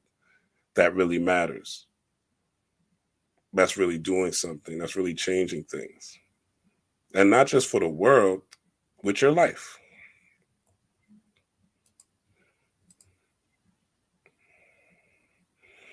You got Victor Timely at the end. All right. So Victor Timely, I thought it was interesting that Victor Timely, which is going to be in the Loki series, Victor Timely looked just like what's one boy's name? Wow, I knew this all before I came. Hold on. Frederick Douglass. So Victor Timely looked like Frederick Douglass, okay? And of course, this is another variant of Kang, right? And Kang says time is not what you think it is. It's a cage, okay? Because you are not it particularly in one time, right? You're not whatever 100, 120 years or less that you have here on this planet, you're not just that. You're not just this body. You're not just this experience. You're not just what you call, I'm not just Raw Black Storm, right? I am the universe. I am Stardust. I am part of all existence. When this physical avatar shuts down, right, and the heart stops beating, I still exist in another form, as another form. So I exist in the 21st century and the 41st century. And I also exist in the BCs, before Christ centuries, right? I am part of the all. I am Victor Timely. I am victorious and timely. I am astounding. So are you, right? You have the ability to access the knowledge of a Frederick Douglass, right? You have the ability to access these different things. All you have to do is tap in. All you have to do is meditate and go beyond the cage of time, go beyond the Saturnian box, so to speak, and access different realms. Access your circle, whatever circle you're focused on. And this is when he was in a probability storm, right? So probability is determined by your circle of choice, variant, and light, right? So immediately in the movie, when Scott was going to get the artifact or shrink the artifact for Kang, and he had to go into the middle. The first thing that happened when he was in the quantum realm, he was in a probability storm. And this probability storm was nothing but different choices, different options, different things he could be, right? And this was basically his choice. The first thing that came out of him was fear, right? This first variant that came out of him was telling him, yo, I can't do this, or I'm not supposed to do this, right? And then there was more that came out and they started talking and talking and talking. And Scott was one of the only ones that was like, nah, I got to keep going. I got to get this done, right? And once he heard the sound of his daughter, right, then he was like, okay, that was the light, okay, that he got, that he wanted to do what he wanted to do it for his family. What do you want to do for your family, right? What type of light do you want to leave for your family? What type of legacy do you want to leave for your family, right? And what variant will you choose? All right. What variant will you choose? You have various personas and it's a multi-dimensional being. So Scott could have still been the guy at Baskin Robbins. You would have been Ant Man, right? He could have been the guy that didn't decide to do the job, right? And he could have been and went and looked for another job. This is Ant Man 1, right? The reason he became Ant Man is because he decided to go steal something because he wanted to take care of his daughter, right? Which goes back to this scene again, because his daughter was the motivational force that got them to make, and it looks like another pyramid, all right? So another small pyramid, which again is a point of focus, all right? Whatever you're focused on in that circle, all right? Whatever you're focused on in that circle will be what you will manifest, will be what you bring light to. All right. That's your king. That's your king. And if you're focused on the bullshit, if you're focused on the fuckery, if you're focused on not being the best version of yourself, then you will get those results. And you can't blame anyone but you. Can't blame the white man. Can't blame the government. Can't blame the aliens. Can't say you're hexed. Everything is at your disposal for you to get, especially in 2023, this 7 year. It is totally up to you to determine which variant of you will you choose. Will you choose the scary Scott, or will you choose the Scott that goes and get it?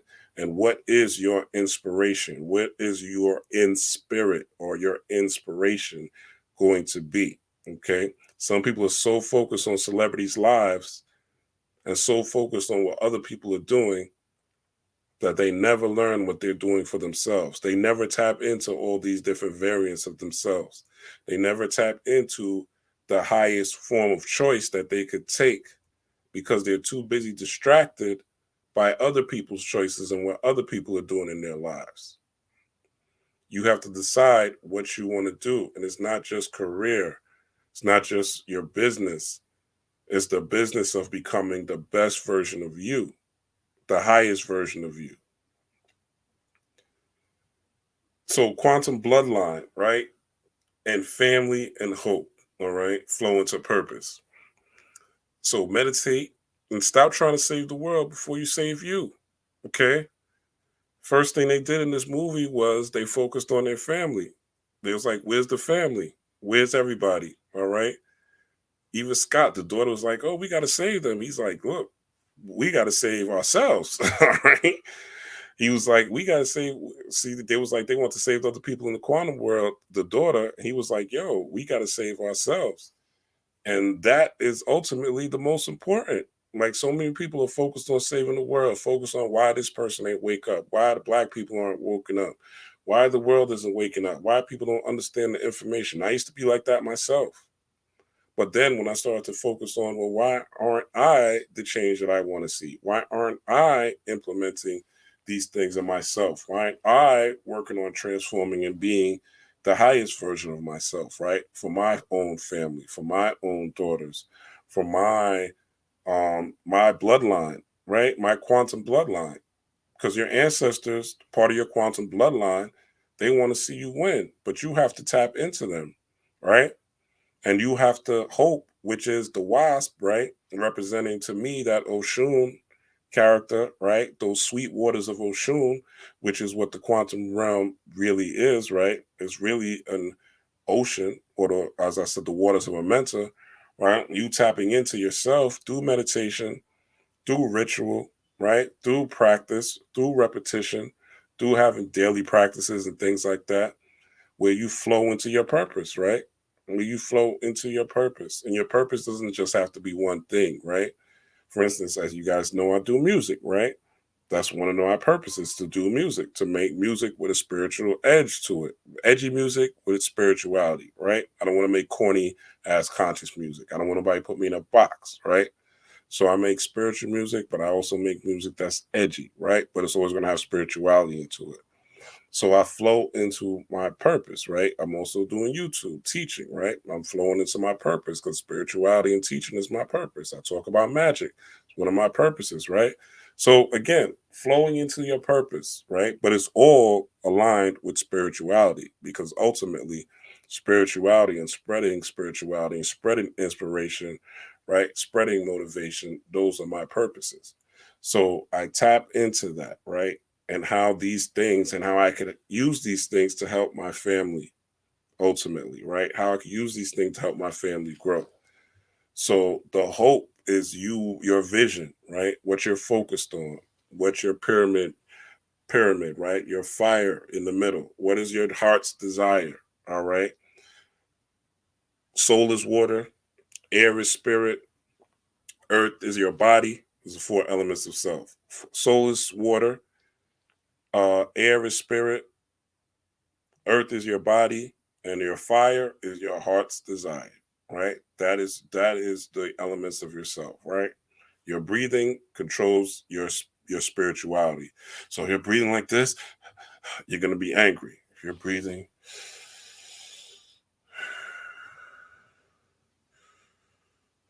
you're relaxed. Now, your heart's desire is what you do with those two states, right? You could be angry and like, yo, nah, I'm gonna let this shit go. I'm gonna let this shit go, depending on what the situation is, right? And you could be at peace like Kang, right? And still post somebody on the wall and still flick people away like ants, right? It's all what you do with that energy, your heart's desire. That is your fire. That is your pyramid. All right. So again, meditate, go within yourself. Stop trying to save the world. We're not missionaries. All right. We're not missionaries. Save your family first and foremost. Save yourself, because without saving self and loving yourself, you can't save or love anyone. Without dealing with your traumas, you can't save anyone. Without dealing with your past, you can't save anyone. So save yourself. Don't get too stuck in your ego, right? Learn not to be too stuck in your ego. You get this information, a lot of people go wild. They start talking shit about Christians. They start talking shit about people in different religions. That's not what this is about. This is about you becoming the best version of you. We all are spiritual, and it's different spiritual systems, Gnosticism, right? Cometicism, whatever, Enochian magic, right? Might be left hand path, right hand path, whatever. At the end of the day, 99% of y'all is gonna be buried in a motherfucking Christian funeral home. Buried in somebody's church, right? And buried in a Christian funeral home. Keep it real, right? We haven't, as a community, yet come to the point where we're owning our own funeral homes and we're having, African burials or native burials, whatever you want to have, right? So that's 9 times out of 10 what's going to happen when our family gets hold of us when we pass, unless we tell them different. And even if we tell them different, who knows what they're going to do when your physical body is not here, right? So at the end of the day, it's not about judging other people. It's about following your path. So the quantum realm is light and water, all right? Just like a plant, all right?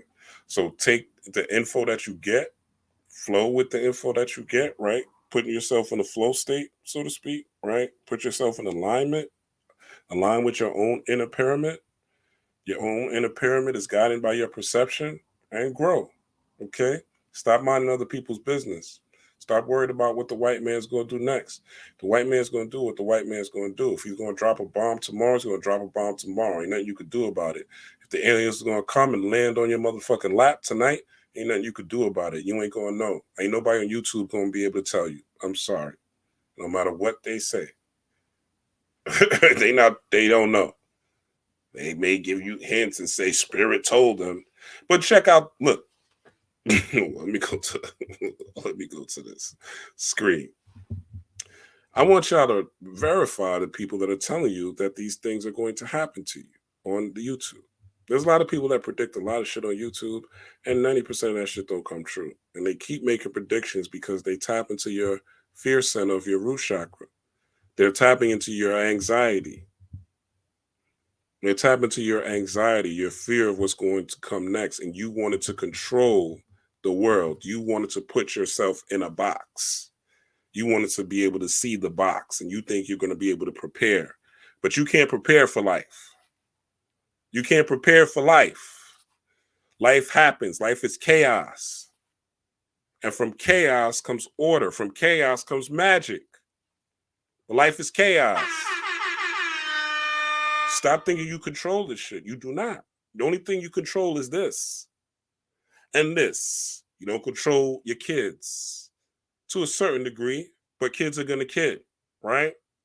You control them to a certain degree, but not really, because your kids are going to do what the fuck they want to do, regardless. Now, you may say, get the fuck out of my house, because they're doing what they want to do, but they're going to do what they want to do. Anybody who has kids knows this, right? You can't control how they're going to react or what they're going to do. You have to understand their flow, right? And show them and guide them right or wrong. But at the end of the day, you're really just a guide, right? You really could just say, this is what you can't do under my roof.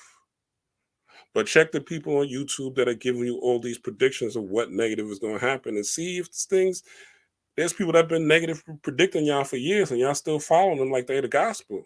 They telling y'all all the food is not going, there's not going to be any food, and the waters are going to start drying up, and the 3 suns are going to be in the sky, and the heat wave's going to come, and flood's going to come, and none of that shit happens. None of that shit happens. You cannot control the world. You don't know what's going to happen. It's okay. Control you. Stay ready so you ain't got to get ready. Stay ready so you ain't got to get ready. If your pyramid is flowing in a certain direction and you have a mindset of peace, power, and prosperity, and you have a mindset that whatever happens, I'm going to be at peace. It is not who is visualizing. It is not who is thinking. It is not it's not what you're visualizing or what you're thinking. It's who. It's not what you're visualizing or what you're thinking. It's who. Is it a human or a god? If you're a god and you're tapped into the web or the web, or you're tapped into the bloodline of everything, or you're tapped into the quantum universe, then no matter what happens, you're going to be good. Come on. No matter what your culture is, you've had ancestors that gone through it. You've had ancestors that's been enslaved. You've had ancestors that have been in war. You've had ancestors that's going through the most horrific things that you don't even have to think about. Even let's fuck the ancestors, the 90s, my nigga. The 90s, some of y'all wouldn't even be walking around with iPhones and iPads and headphones. Jackets, these nice jackets y'all walking around. I remember in I remember in like 92. Rest in peace to my boy. I remember in 92, he had on what they call a shearling. A shearling is like, y'all might not know what a shearling is. Shearling is like one of them thick leather jackets, right? It had fur and shit. It was big in like 92, 93, right? Shearling was like probably about $900,000 back then, which was a whole lot of money back then. It still is, but $1,000 ain't what it was back in the 90s. So this was like a really expensive coat. It would be the equivalent of like a $3,000 coat today, right? And my boy had a shearling, right? His mom bought it for him. And he had a shearling. He had some Jordans on, brand new Jordans. This is when Jordans first came out, not the reissues that y'all got now. And some other fly shit. I think he had like one of them fly ass belts back in the days, and shit like that. Do you know? And he had some Carcanine jeans. Do you know my boy ended up coming to my house, with boxes on, t-shirt and boxes and socks. They lifted everything off of him. Harold, I am timeless. I am Kang. I am the conqueror. I have no birthday. I have no birth and no end. I am here forever. But they lifted everything off of him. Y'all don't got to worry about that in 2023. So the things that you're worried about, aliens and the earth's flat and what the government's going to do next and the new zombie virus and what the Illuminati's doing and what the secret societies are doing, and it's 2023, it's the skull and bones year, and look at your fucking life. Look at your communities. Look at your families. Modern woman, high value man, men ain't shit, woman ain't shit. How are you good for a relationship if you're not good for yourself? You haven't healed your trauma, but yet you want to be with people that have healed trauma. You're not working on shit, but looking good. You're not working on shit, but your mouthpiece and your job. But you want people that are whole and complete. What's your heart's desire for real? What are you using? Do you, as I said in my other video, do you value your soul? Right? Do you value your soul? Are you a conqueror of the self? Let's keep going. Since when y'all niggas been concerned about pop culture magazines? The perpetual victimhood of people that claim to be spiritual, of people that claim to be woke, of people that claim to have knowledge, of people that claim to be so magical and majestic. I see niggas with great Egyptian names on my internet feeds talking about Jonathan Majors, what he's wearing. Who cares about Rihanna and ASAP Rocky? When have y'all given a shit about Vogue magazine and Ebony? I want to know. All right. I want to know. When has this been? Why is this such a big issue? Because y'all ain't got no business but to criticize other people. You get a kick out of it. You love it. You don't see the oneness of yourself with all beings, and you don't understand cause and effect. When you criticize him, you criticize yourself. Now, I'm not saying when I first saw the picture, I wasn't like, oh, he's a little sus.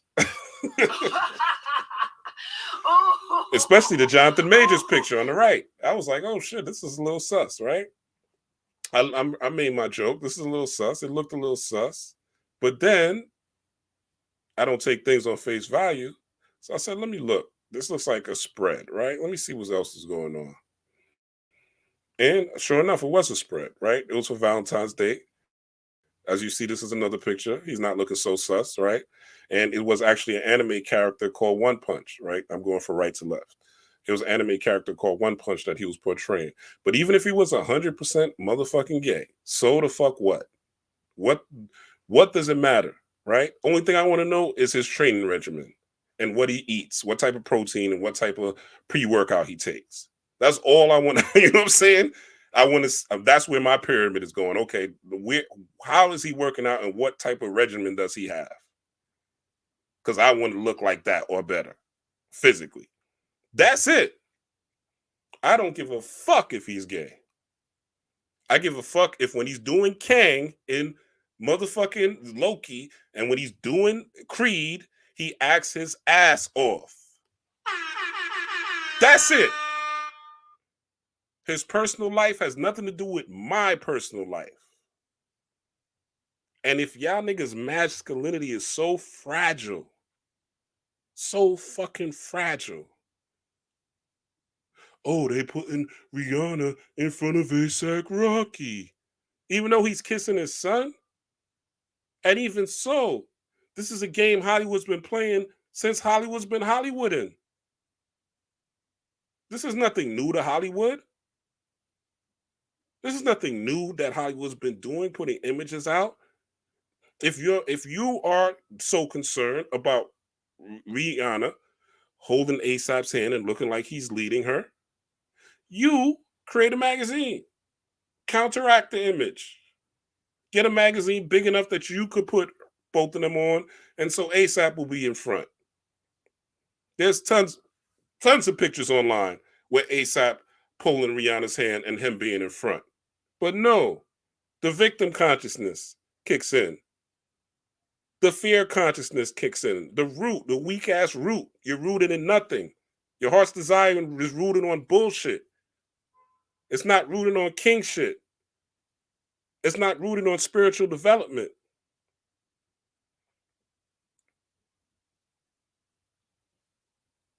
It's rooted on other people's fucking business.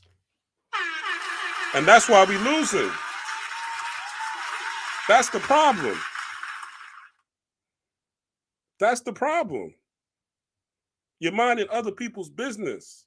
Whenever I post something about celebrity online, right? Whenever I post something about celebrity online, that's the shit that is getting the most views. That's the shit that gets the most clicks.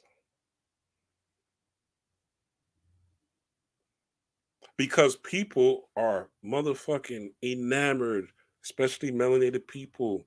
They look up to celebrities as gods almost. This picture fucked up people's days. People's having debates, roundtables, podcasts about these pictures. Where's the podcast about ChatGPT?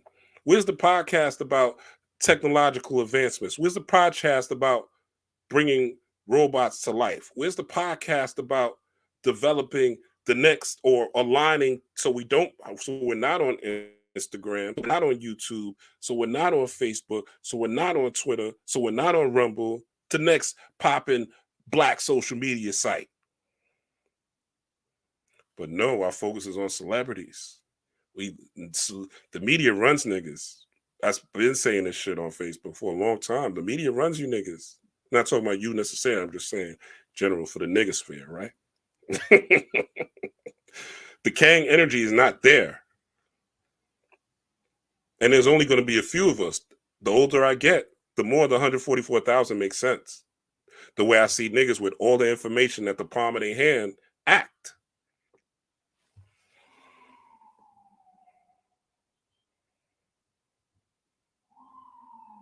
Let's keep going.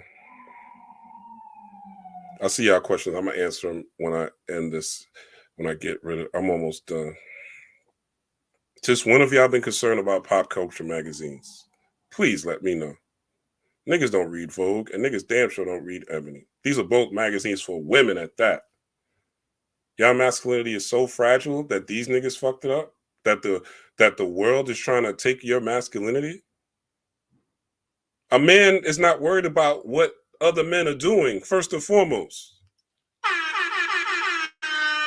A man is not worried about the feminine agenda. A real man. A real man's not worried about the feminine agenda. They're not. The agenda is the agenda. The agenda is going to agenda. My job is to be anti-agenda. My job and my niggas it's about anti-agenda shit. My people's about, my tribe is about anti-agenda shit. I can't be pro-black with the shit I see. Y'all do? Fuck out of here. No, hell no. I'm pro Rob Black Storm. I'm pro my dreams and my desires. I'm pro my vision. I'm pro my family. Way before I'll be pro the black community. Y'all niggas will stress a motherfucker out every single day over nothing. Manifest nothing but stress and pain. The only time I hear about pro-blackness is when there's some motherfucking trauma associated to it. Fuck out of here with that shit. Anyway, Jonathan Majors. Jonathan Majors, right? Was Kang. We're talking about this Kang energy, conquering the self. So there's some things you can use to tap in, right? John the Conqueror. As you see, is John the Conqueror, also known as High John the Conqueror, John Jack. Many of the folk variants, all right? We talked about the different variants. You have different variants. There's different parts of you in the universe. I don't like to use multiverse because how can you talk about a multiverse when you haven't even explored the universe yet? So there's different parts of you in the universe, right? If you want to tap in, this will help answer your question, maybe, Vanita. Get you a High John the Conqueror candle. Tap into that High John the Conqueror root. All right. It looks something like this. All right. This is a John the Conqueror root. Probably can't see it, but it looks just like a root or a rock or some shit like that, right? And you could tap into this particular candle, all right? And you could dress it with something called St. John's wort, all right? What this does, High John the Conqueror, draws money, love, luck, prosperity, and success, enhance your winnings in games of chance, aid in a positive outcome for legal matters, business endeavors, and ambitions, stimulates passion in the bedroom with your romantic partner, focuses your intentions to add power to your manifestations and intentions. So this is how I align the energy, right? Not what they're doing to us, but what can I do with the energy? So I got a High John the Conqueror candle burning right now, along with another candle, all right? While I'm doing this video, all right? Again, it's all about alchemy. Alchemy, turning lead to gold, all right? So I'm using this energy. I see Jonathan Majors is all over. I see people are talking about Jonathan Majors. People talk about what he's wearing in ebony. His energy has resonance. All right, let me tap into that energy resonance, right? Of high John, Jonathan Majors, Major John, Major being high. Okay, let me tap into that energy and use it to my benefit, right? This is how I do my magic. Okay, this is how I tap into magic, and it's working. I recommend you do the same thing. All right. Also, John the Conqueror has to do with Kang. All right, Kang in the newer language of Sudan, the word Kang means to deceive. In the Kenyan language of Cameroon, it means to prevent. Both of these words match the attributes of the Marvel supervillain Kang the Conqueror, all right, who is known in Marvel Comics as a time traveling deceiver. In the movie, he said Kang was like, yo, when he first met um Scott Lang, right? He was like Scott Lang, met Scott Lang and he met him. He was talking to him and he acted like he didn't know that he was Ant Man, right? But then when he pressed his daughter and told him to get the sphere, after he agreed to get the sphere for his time traveling machine, then he said he was Ant Man. Now, there are times when you have to be deceptive, right? There are times when you have to use stealth. There are times when you have to be quote unquote slick, right? There's nothing wrong with that. Don't get caught up in the concept of being good, right? Being a king means that you have to Trojan horse some things, right? For instance, I'm a person with a record, right? In order to get into corporate America, right, there are times I've had to lie, many a times, right, on applications, right, and say, no, I don't have a record, right? And it got me in. It got me to take care of myself. It got me to take care of my family, right? To now where it doesn't even matter, right? Because so much time has passed. But if I wasn't deceptive, if I was listening to people who were telling me to be good and do the right thing and always tell the truth when you go there, don't worry, people will understand. Just tell the truth. Just write that you don't have a record. No, nigga, I'm a lie. You know what I'm saying?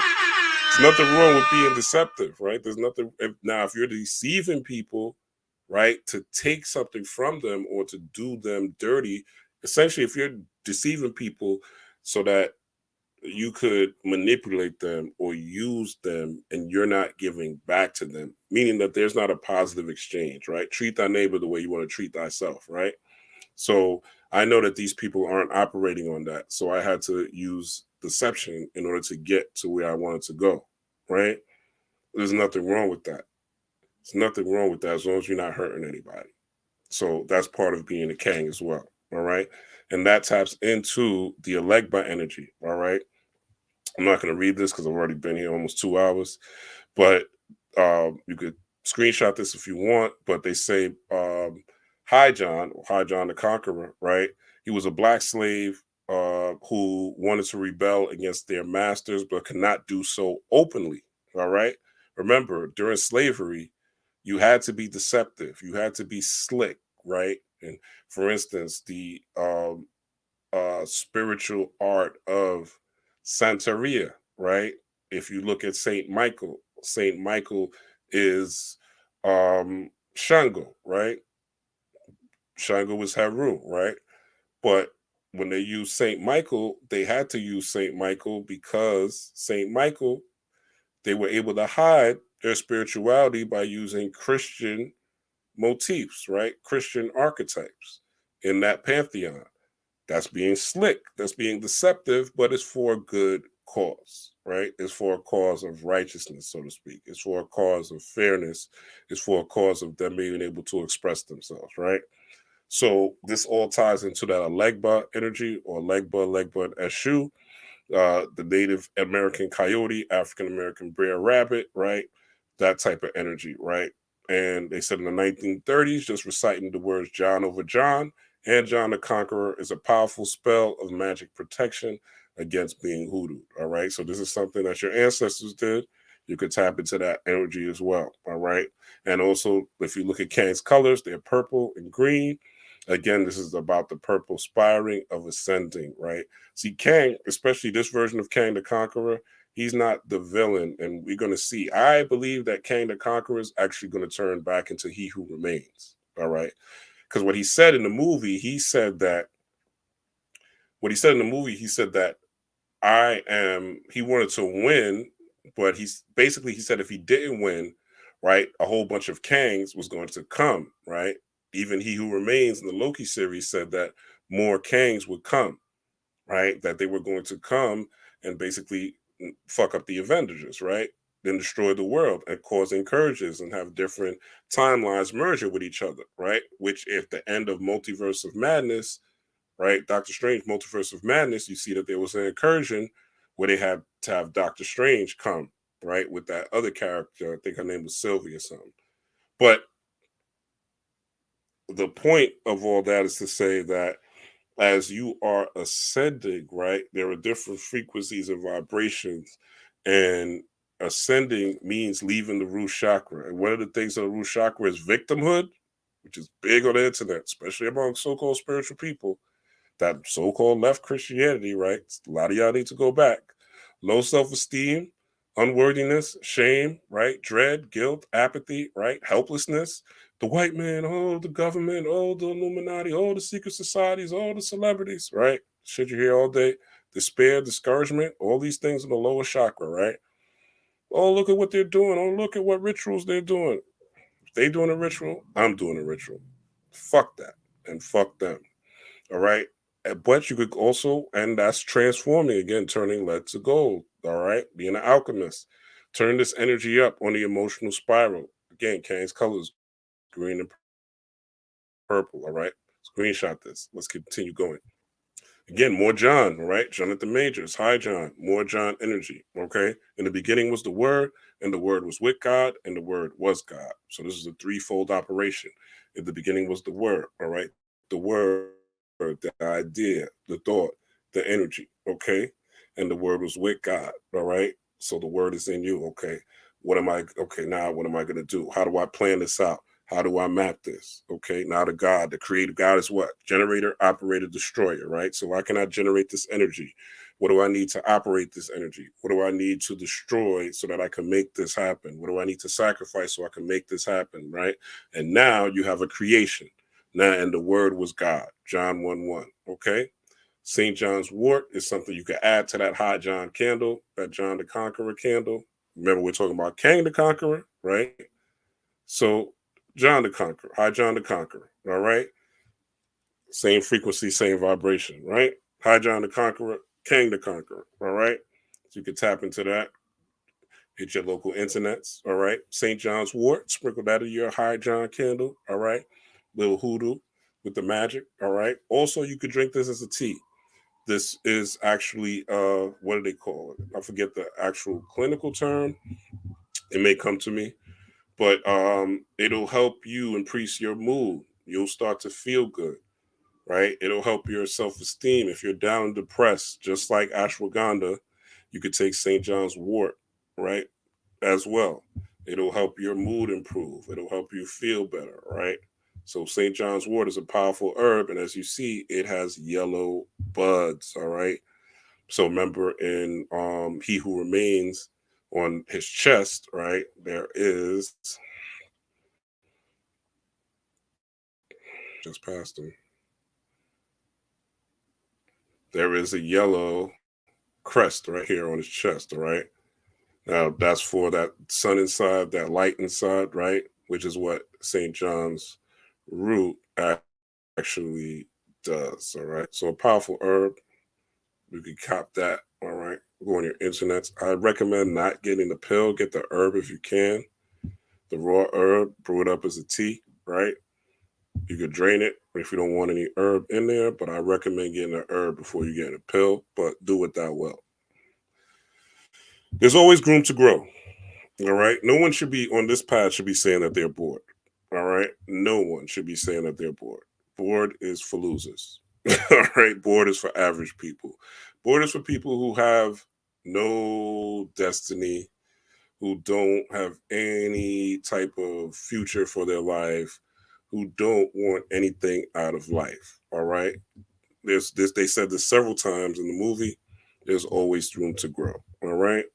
So take bored out of your vocabulary. You shouldn't even be saying that. You should be ashamed to say that to people if you are truly a spiritual worker. You know how much there is to learn. You know how much there is to tap into. You know how many ancestors you are supposed to be channeling. You know how much information you need. You know how much money there is out to get. You know how much there is to develop. You say you love the black community and you love humanity and you want to do the best. You know how much humanity needs. You know how much the black community needs. How are you bored? How are you bored? How are you? Or do you just want to check from the government? Keep it real. Be real with yourself. Do you just want to check from the government, and that's why you're ADOS or FBA? Again, we deserve reparations. ADOS deserves reparations. FBA deserves reparations. But then what? All right. So take bored out of your vocabulary. All right. Walking the manner of the ant, oh slacker. This is Proverbs 6:6. All right. Proverbs 6:6. Again, the 16 that we talked about earlier. Walk in the manner of the ant, observe his ways and become wise. Without a commander, without an overseer or ruler, it prepares its provisions in summer, it gathers its food at harvest. How long will you lie there, O slacker, bored? When will you get up from your sleep, from being bored? A little sleep, a little slumber, a little folding of the hands to rest, and poverty will come upon you like a robber and need like a bandit. All right? So we all know that there's a lot of quote unquote people that are claiming to be poor and broke, but ain't doing shit about it, but complaining. All right. So again, you got to put in the work. It's not just about getting a job. You should have some other income besides a job that you're doing that you love. You need more than one stream of income nowadays. I'm sure you guys see inflation and what's going on with the pricing. All right. So you could be a god all you want, but it's hard to be a god when you ain't got no money. All right. It's hard to be a nine ether being when you're broke as shit. All right.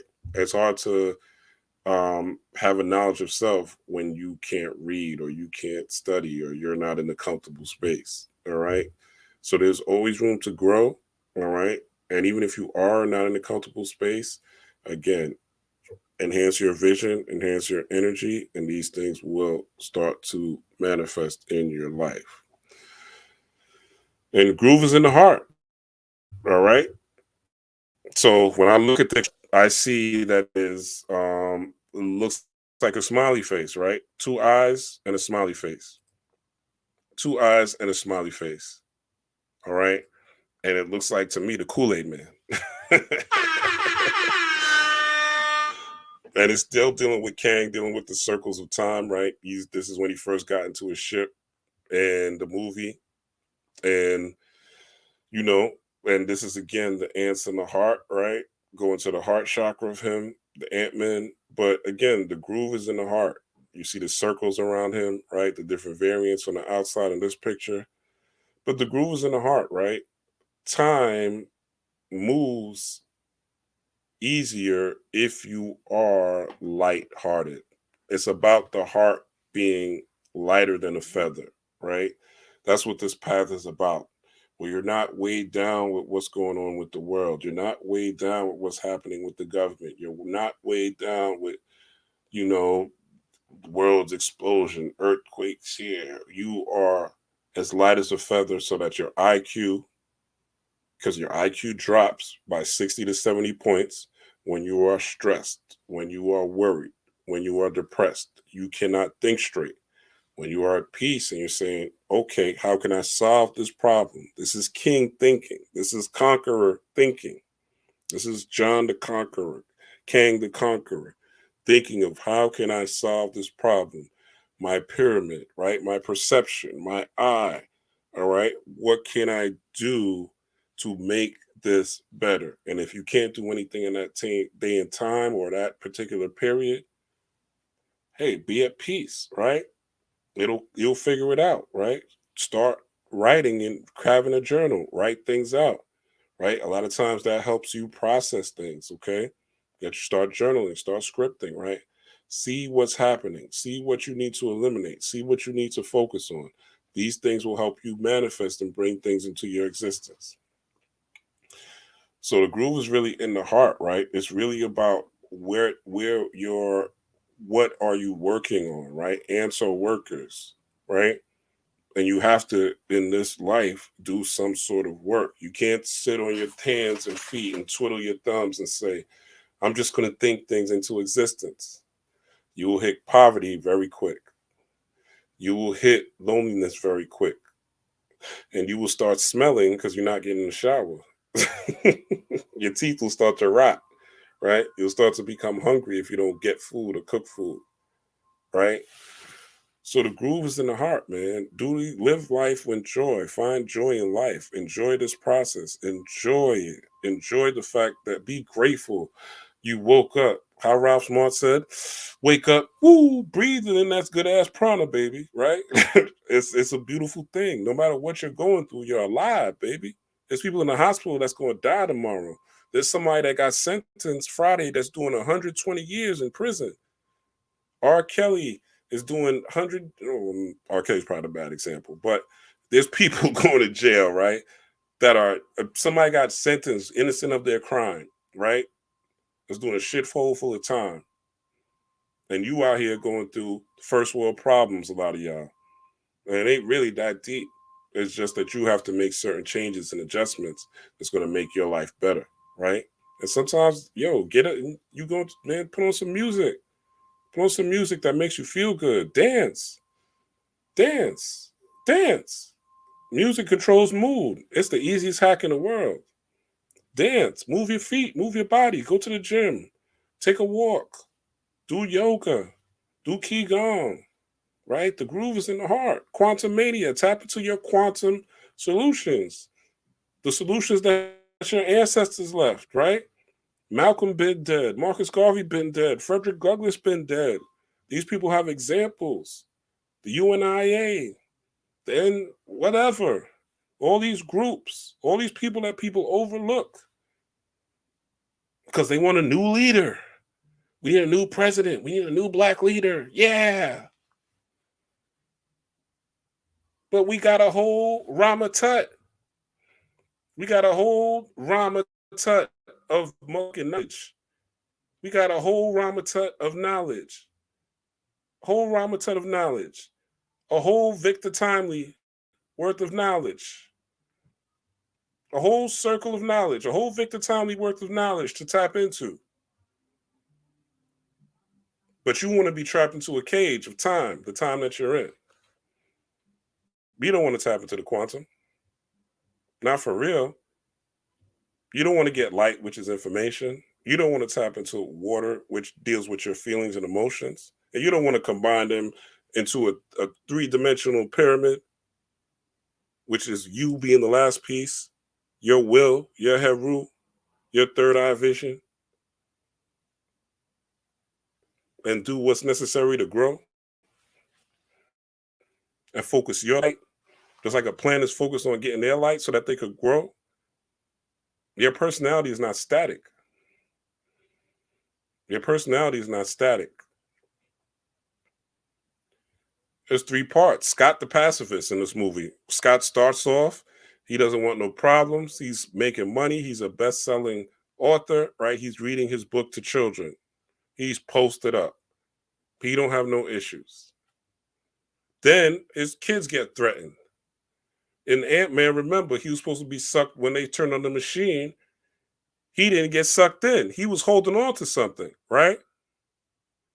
But once his wife, even when all three of them went in, his wife, Hank, his wife went in, he was still holding on. Once he saw his daughter go in, he dived in. Okay, that's a personality shift because he could have saved himself. There's Scott the hive mind, all right? You being part of a group. You following the group blindly. You thinking you have to do what the group does. You thinking you're part of the black community or the white community or the native community or the fucking alien community. You know what I'm saying? All these different organizations, the Kemetic. Nigga, you are the all. All right? You are the all. You are all and then some. All and then some. The quantum world is yours.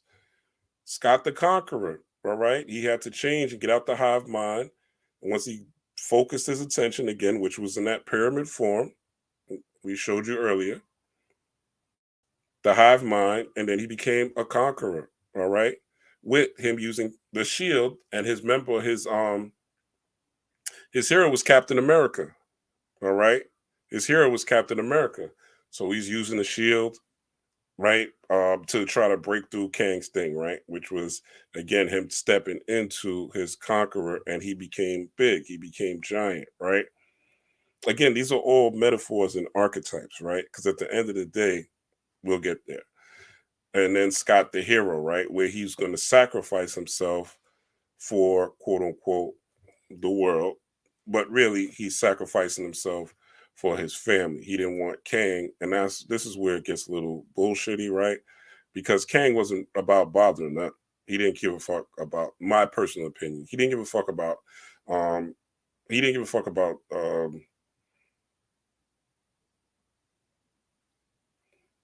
what the Ant Man family was doing, right? He just wanted to get his shit fixed and come back to the world and conquer the other timelines, right? And conquer the other Kangs. That's what he was about doing. He wasn't about conquering their world, but they say he was the hero. But for story's sake, for conquering himself sake, right? You becoming the hero of your own life, right? Don't try to save the world. That's not your job, right? Save yourself first and foremost. All right. Save your family second of all. Right.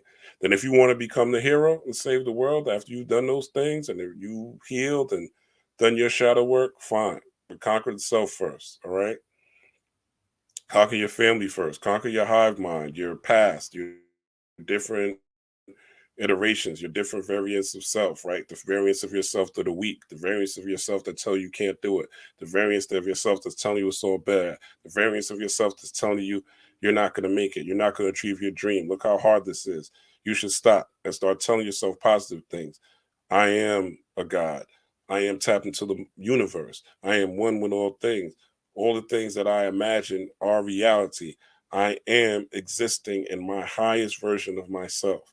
I am moving in courage, bravery, and strength. I am above anyone's opinions of me, right? Start tapping into your hive mind and have a focus. What do you want? You want this for your family? You want this for yourself, right? You want this for whatever, right? Have something that is helping spur you on, right? If you just want a better life for yourself, right? You just want to get out of poverty, stress, depression, lack, right? Have a vision of that and keep it no matter what is happening in your life. And Scott, the futurist, right? So, of course, he is now at the end of the movie saying, "Shit, I don't know, what happened with Kang. Like, I don't know. Thought I saved the world, but Kang said if I didn't let him out, then the world, my timeline might get wiped out, right? All these people may not be safe." Okay, so this is why I say Scott wasn't really the hero in to me in the movie. Should have let Kang out and let Kang do what he had to do with the other timelines, right? But again, it's a movie, right? But the futurist is again your vision of the future. It still taps into your vision of the future, your vision of what you want to see your future be, right? Your vision of what a king is and what it is to be a king, your vision of your highest self. Um, and again, this is the time frame we're on. I covered this in another video. I'm not getting deep into it, but February 5th to March 21st, we're still on that timeline. If you're having dreams, a lot of dreams like I am, take control of your dreams and hence what you manifest in your life.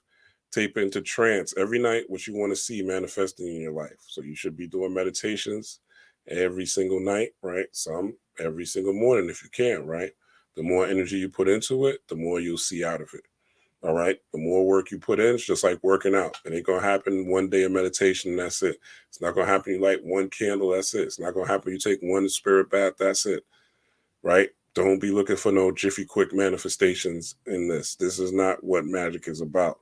Magic is really about you transforming, right? And when you put the right combinations of things, things will start to manifest when it's the right time for you. Okay? You can't give a baby a gun. All right? They're gonna end up shooting themselves in the face. Right? You can't give a baby $1 million. They're gonna end up eating it or ripping it apart or throwing up on it, right?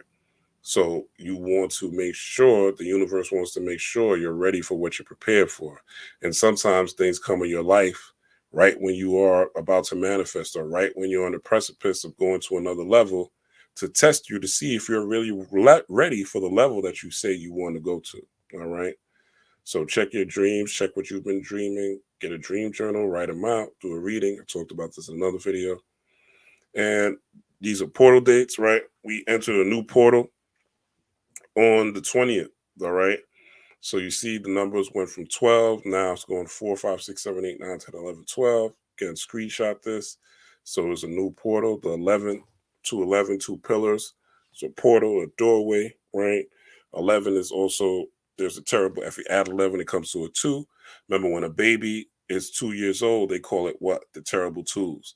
Because the baby is now becoming independent. It's starting to feel themselves. It's starting to see what they can get away with, what they can't get away with, what they can do, what they can't do, right? So people call it the terrible twos.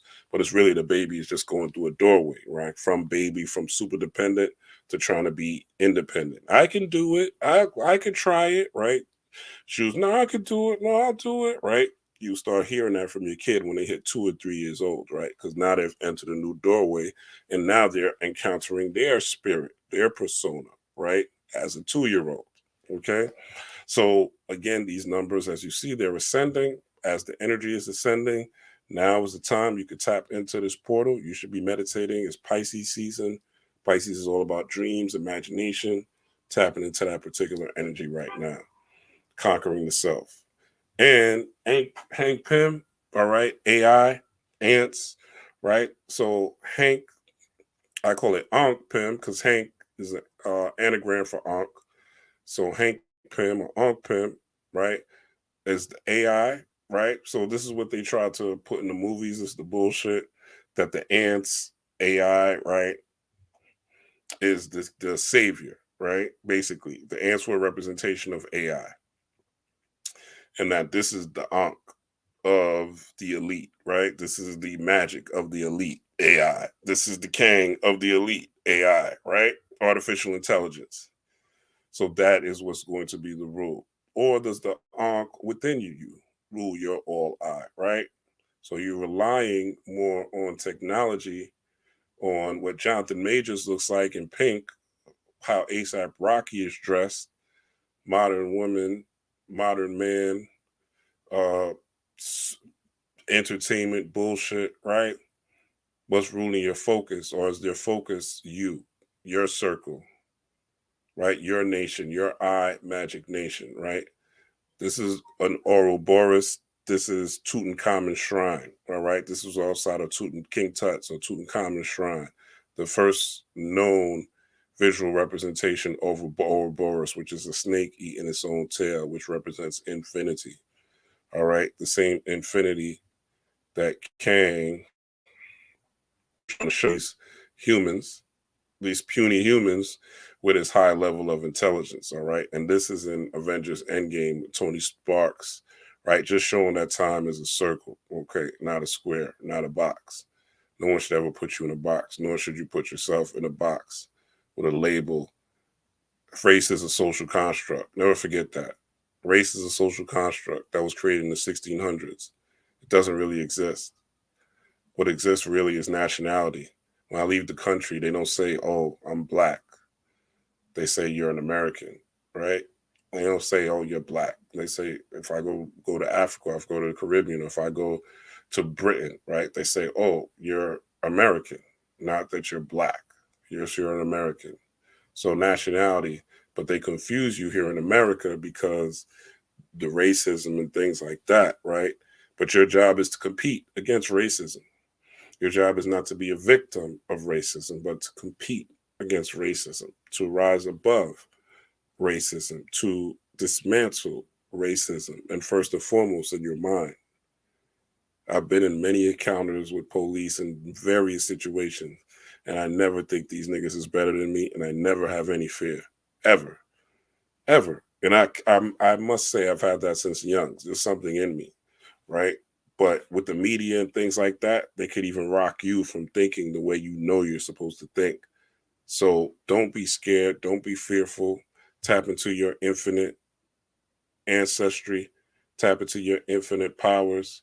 Start meditating. Start going within. Start putting your feet on grass, grounding, right? I gave you the herbs. Those things will help you with your self confidence and rising above being trapped in the fear of the root chakra and being rooted in now your destiny, being rooted now in your purpose, right? And no matter what happens in life, remember the marathon continues, right? The marathon continues. And as the great Nip Hustle said, right? Run your own lap, run your own race, stay in your own lane, right? Why? Because nobody else is in your lane. It's your lane. So stay in your own lane. Let me see what y'all talking about. Let me see what y'all talking about. All right, I think I answered everybody. I think so too, Katrina. Thank you. Any questions before I get out of here? I'm not taking guests. I may do a guest show in the future. I'm not sure, but I'm not doing that today. I got to get out of here. Any questions before I tap out?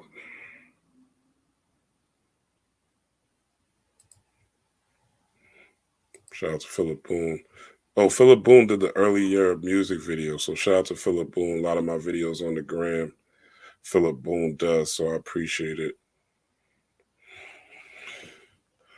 What Sacred Grove said. What I contemplate becomes my reality. Ain't found me yet. Oh, who that? Somebody had a question. Vanita said, why is she having difficulty manifesting? Yes. So why are you having difficulty manifesting? I really don't know, Vanita. I can't tell you personally. You might want to book a consultation, a one-on-one with me. The email is below, scrolling down there. We can get into the facts and see what's going on, do a reading and whatever. It could be, you could be mental blocks. It could be your belief system, your mindset, right? A lot of times we start with the tools before we start with the perception and the mind and the desire, right? So it could be that you're relying on magical tools, right? That you're relying on strictly herbs or burning candles or whatever you do, right? But you really want to start with the mind and the meditations. And the meditations and the mindset will start to bring things to you. Things will start to come to you when you think about them. The more you do it, the more you build that muscle. So that could be it. Again, we would have to talk really one-on-one to really gather what's going on and why you're having difficulty. I wouldn't really know, on a public platform to be able to tell you exactly why you're having difficulty, but that could be the reason that you have to start with the inner world before you start with the outer world.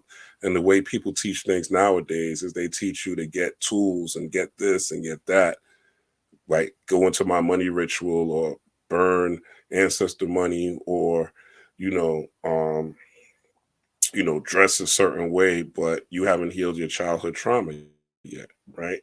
You still view the world from a place of poverty. You still view the world as men ain't shit. Whatever it is you're trying to make, I'm just talking about different things, right? You still looking at the world from a place of lack or that you don't deserve it, right? Now, you may not be. You've been following me for a minute, so hopefully you don't see yourself that way, right? But there may be some blocks or some things that you're not addressing. Maybe, I don't know, you're drinking too much. Maybe you're eating too much. Maybe you don't walk enough, right? Maybe there's not enough energy moving in your body, right? Maybe the way you see things is not the way you should be seeing things. There's a lot of different factors that go into that. So you could definitely book a one-on-one with me and we could get deeper into that. But that's just in general.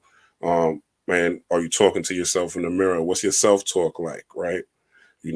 How much weed are you smoking, right? Are you smoking weed every single hour, every couple, a lot of times those things hold you back, right? Again, I'm just saying that because you're saying you're having difficulty. You're drinking too much, right? Well, you're partying every single weekend, right? Well, you're watching too much TV, right? There's a lot of different things that go into that.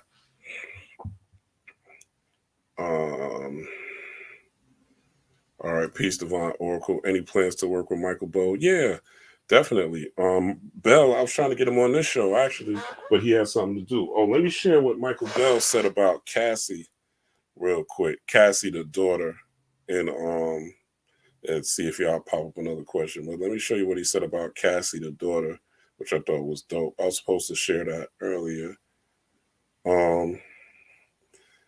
But he said, Cassie, to me, the daughter represents like the current state of young Caucasians, especially female. They exist in a culture that shames them for just being alive. So they have two options. So he's talking about the daughter, Cassie, Ant Man's daughter, right?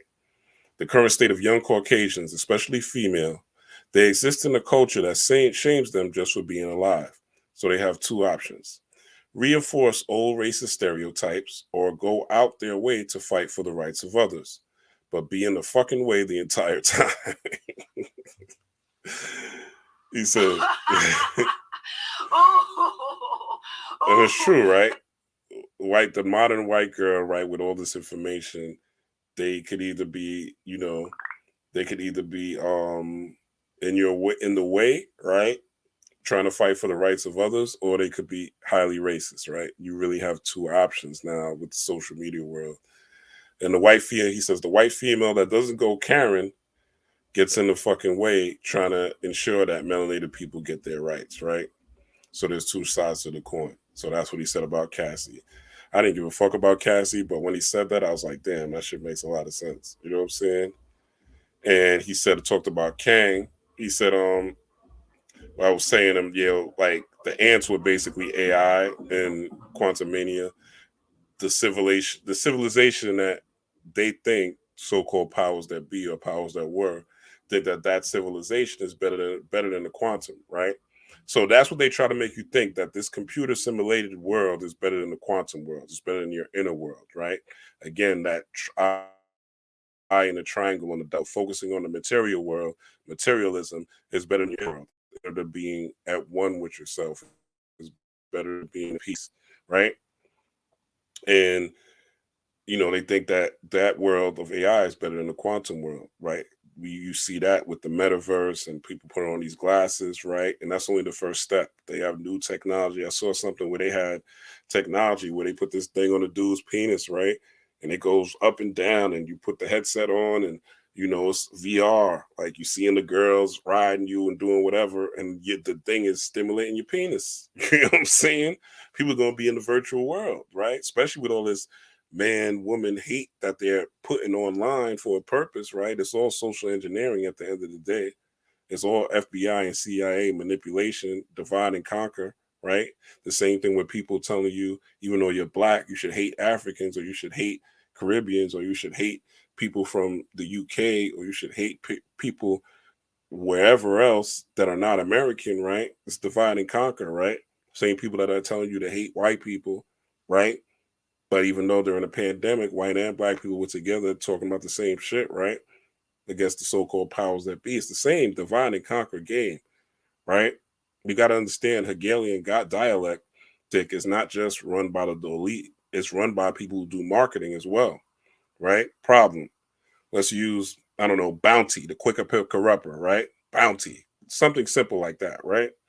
So bounty, what do? They show you a problem. Shit spills on the floor, right? Reaction. The lady, oh my God, what am I gonna do? Oh, they show the kid, or the kid with some shit. She dropped the whole bowl of cherries and shit, right? Oh, what am I gonna do? The reaction, right? The solution, the quicker picker upper, right? The bounty comes through. So it's done in marketing all day long, every single day long. They keep presenting you problems after problems after problems after problems. Ads, problems after problems after problems after problems. So the human consciousness gets programmed, right? Repetition over time, repetition, trauma, repetition, symbols, what like Panic said, right? You get programmed over time, and eventually the human mind, if you're not thinking like a god, because it's not about what's going on, it's who is thinking. So if you're thinking like a god, you recognize the Hegelian dialect, right? But if you're not thinking that way, you're thinking like a human, you get caught up in it. So the solution is, we got a solution for you. You're getting sick, you're coughing, right? The same symptoms of the are the same symptoms as the flu, right? So you got the flu. That's your reaction. Go to the hospital, take a test. You take the test. Oh, I got the COVID. Now, oh, you got the COVID? Here's a solution. Take this nanoparticle shot in your arm that literally has metal in it.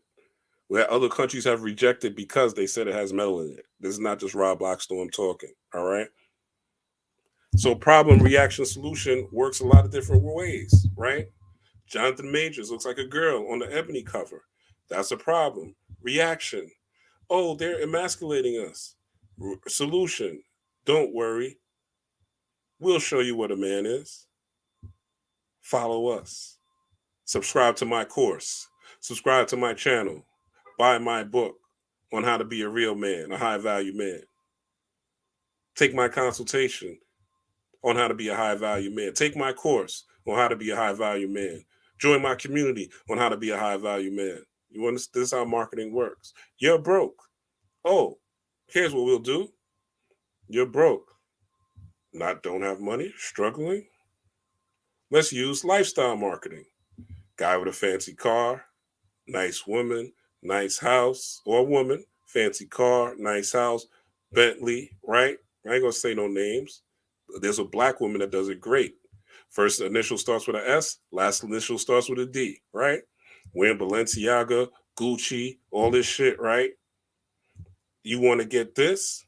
Join my club, right? Problem, you're broke. Reaction, I got the money. Solution, join my shit.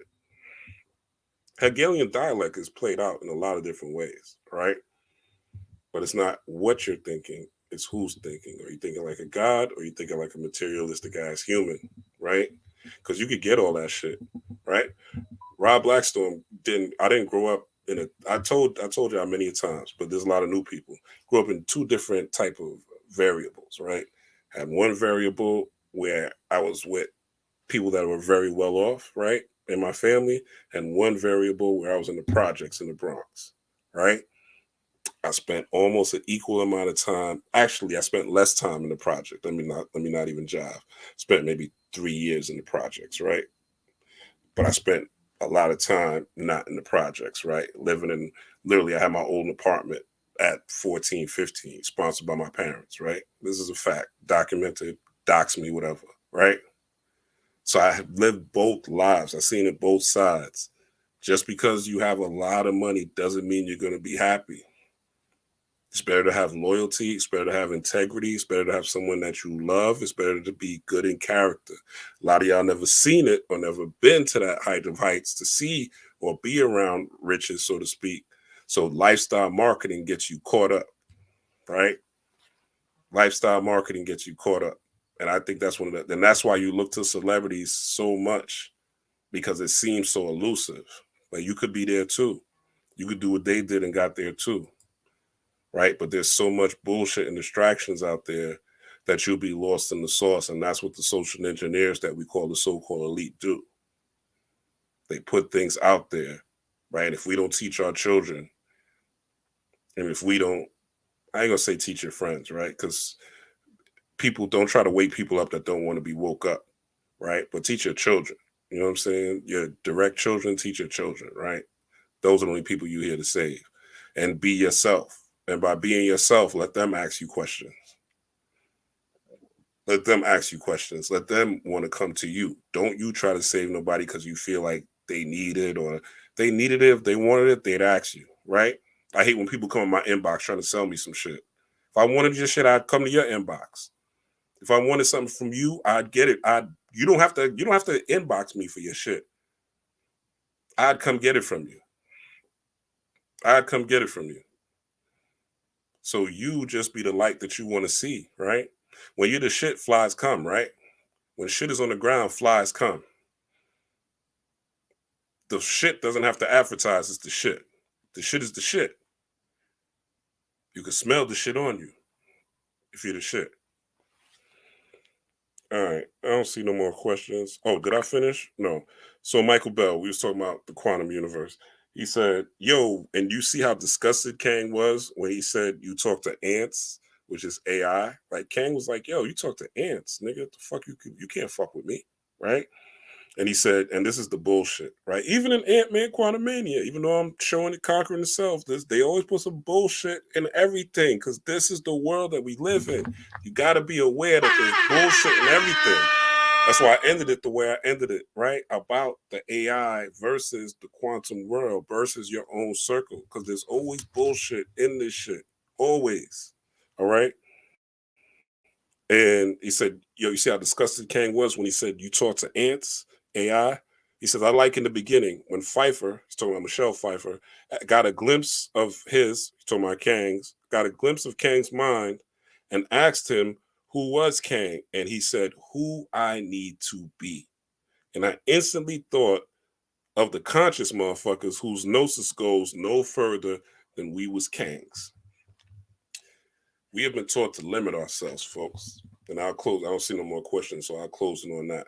We've been taught to limit ourselves. We've been taught ourselves to put ourselves in a black box, to put ourselves in a conscious box, to put ourselves in a magic box, to put ourselves in a woke box, a Christian box, a Muslim box, put ourselves in boxes. We haven't been taught to conquer ourselves. We haven't been taught to conquer ourselves. We haven't been taught to go within and heal and transform and transmute and deal with the variants in life that we've gone through, the different variants in life. Every time you have a traumatic event, it puts you in a state of trance. Do you know that? You literally go through a state of hypnosis. Whenever you go through any type of traumatic events, it puts you in a hypnotic state. And it stays there until you go back in time, Victor Timely, right? Kang, the time traveling conqueror. Until you go back, Victor Timely, Kang, the time traveling conqueror, and change that timeline and prune that timeline or make that timeline what you want it to be. Only you could do that. Talk psychotherapists can't do that, right? Your homeboy and homegirl that you're telling can't do that. When you pillow talking at night, are you watching YouTube videos can't do that? Reading books can't do that. You have to go within the quantum world that is within you. And the only way I know how to do it is through meditation. You could pray all day, but prayer is simply talking. Meditation is receiving the answers. And meditation, again, when you go through a traumatic event, that is a meditative state, trance, a meditative state. So if you could remember a traumatic event in a meditative state, imagine what you could do changing that traumatic event in a meditative state. This is real alchemy. This is real magic. This is really being a conqueror. This is really being a king or a king or a queen, whatever you want to, gender you want to. There's no gender in the spirit world, by the way, right? There's no male and female in the spirit world when you deal with spirituality. When you see a female deity or a male deity, that means this is an expression of a certain type of energy, not a gender. We got it twisted thinking of these metaphysical things as humans from a human mindset. And we should think about it from a God mindset, and God is all. Arm, leg, arm, head, Allah. But there's no gender in the spirit world. Not one. Your grandma was your grandmama because she acted as a woman, a caring woman. She gave you motherfucking apple pie and made you buttermilk biscuits and shit and, rubbed your head with oil or, chipped your toenails or whatever, right? Grandma loves you, right? As a woman would love from a feminine perspective, right? But grandma could have been just like a nigga, right? It could have been focused on just getting money, right? Could have just been focused on hustling. She wasn't with that nurturing shit, right? She had more of a masculine energy. There's women out here with more of a masculine energy, right? There's women out here with a feminine energy. There's men out here, obviously, the way they bitch and complain, with a feminine energy. And there's men out here with masculine energy. Okay? Don't put yourself in no box. Don't put yourself in a box. And don't put people in the boxes that you think they should be in because they look a certain way. You think so somebody's white that they're bad or they're good, depending on your perception of the world. But those motherfuckers they might look like you and be the op. Black like you, but they the op. White as shit, but they cool as shit. They're going to help you out way more than a black person would. But if you limit yourself, you put yourself in this box, right? Then how would you know?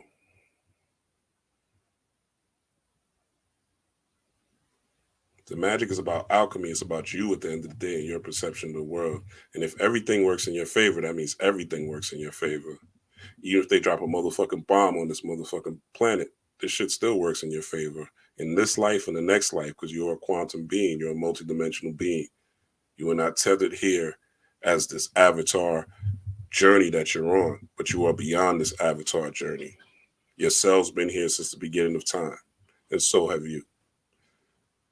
With that said, thank you for your support. Thank you for your love.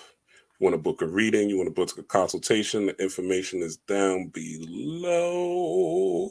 Right there. There's author copies. Again, I'm shipping them out next weekend. Get yours. All right. $30. Occult Magic Mastery. The Keys to Manifestation, Miracles, and a Free Mind.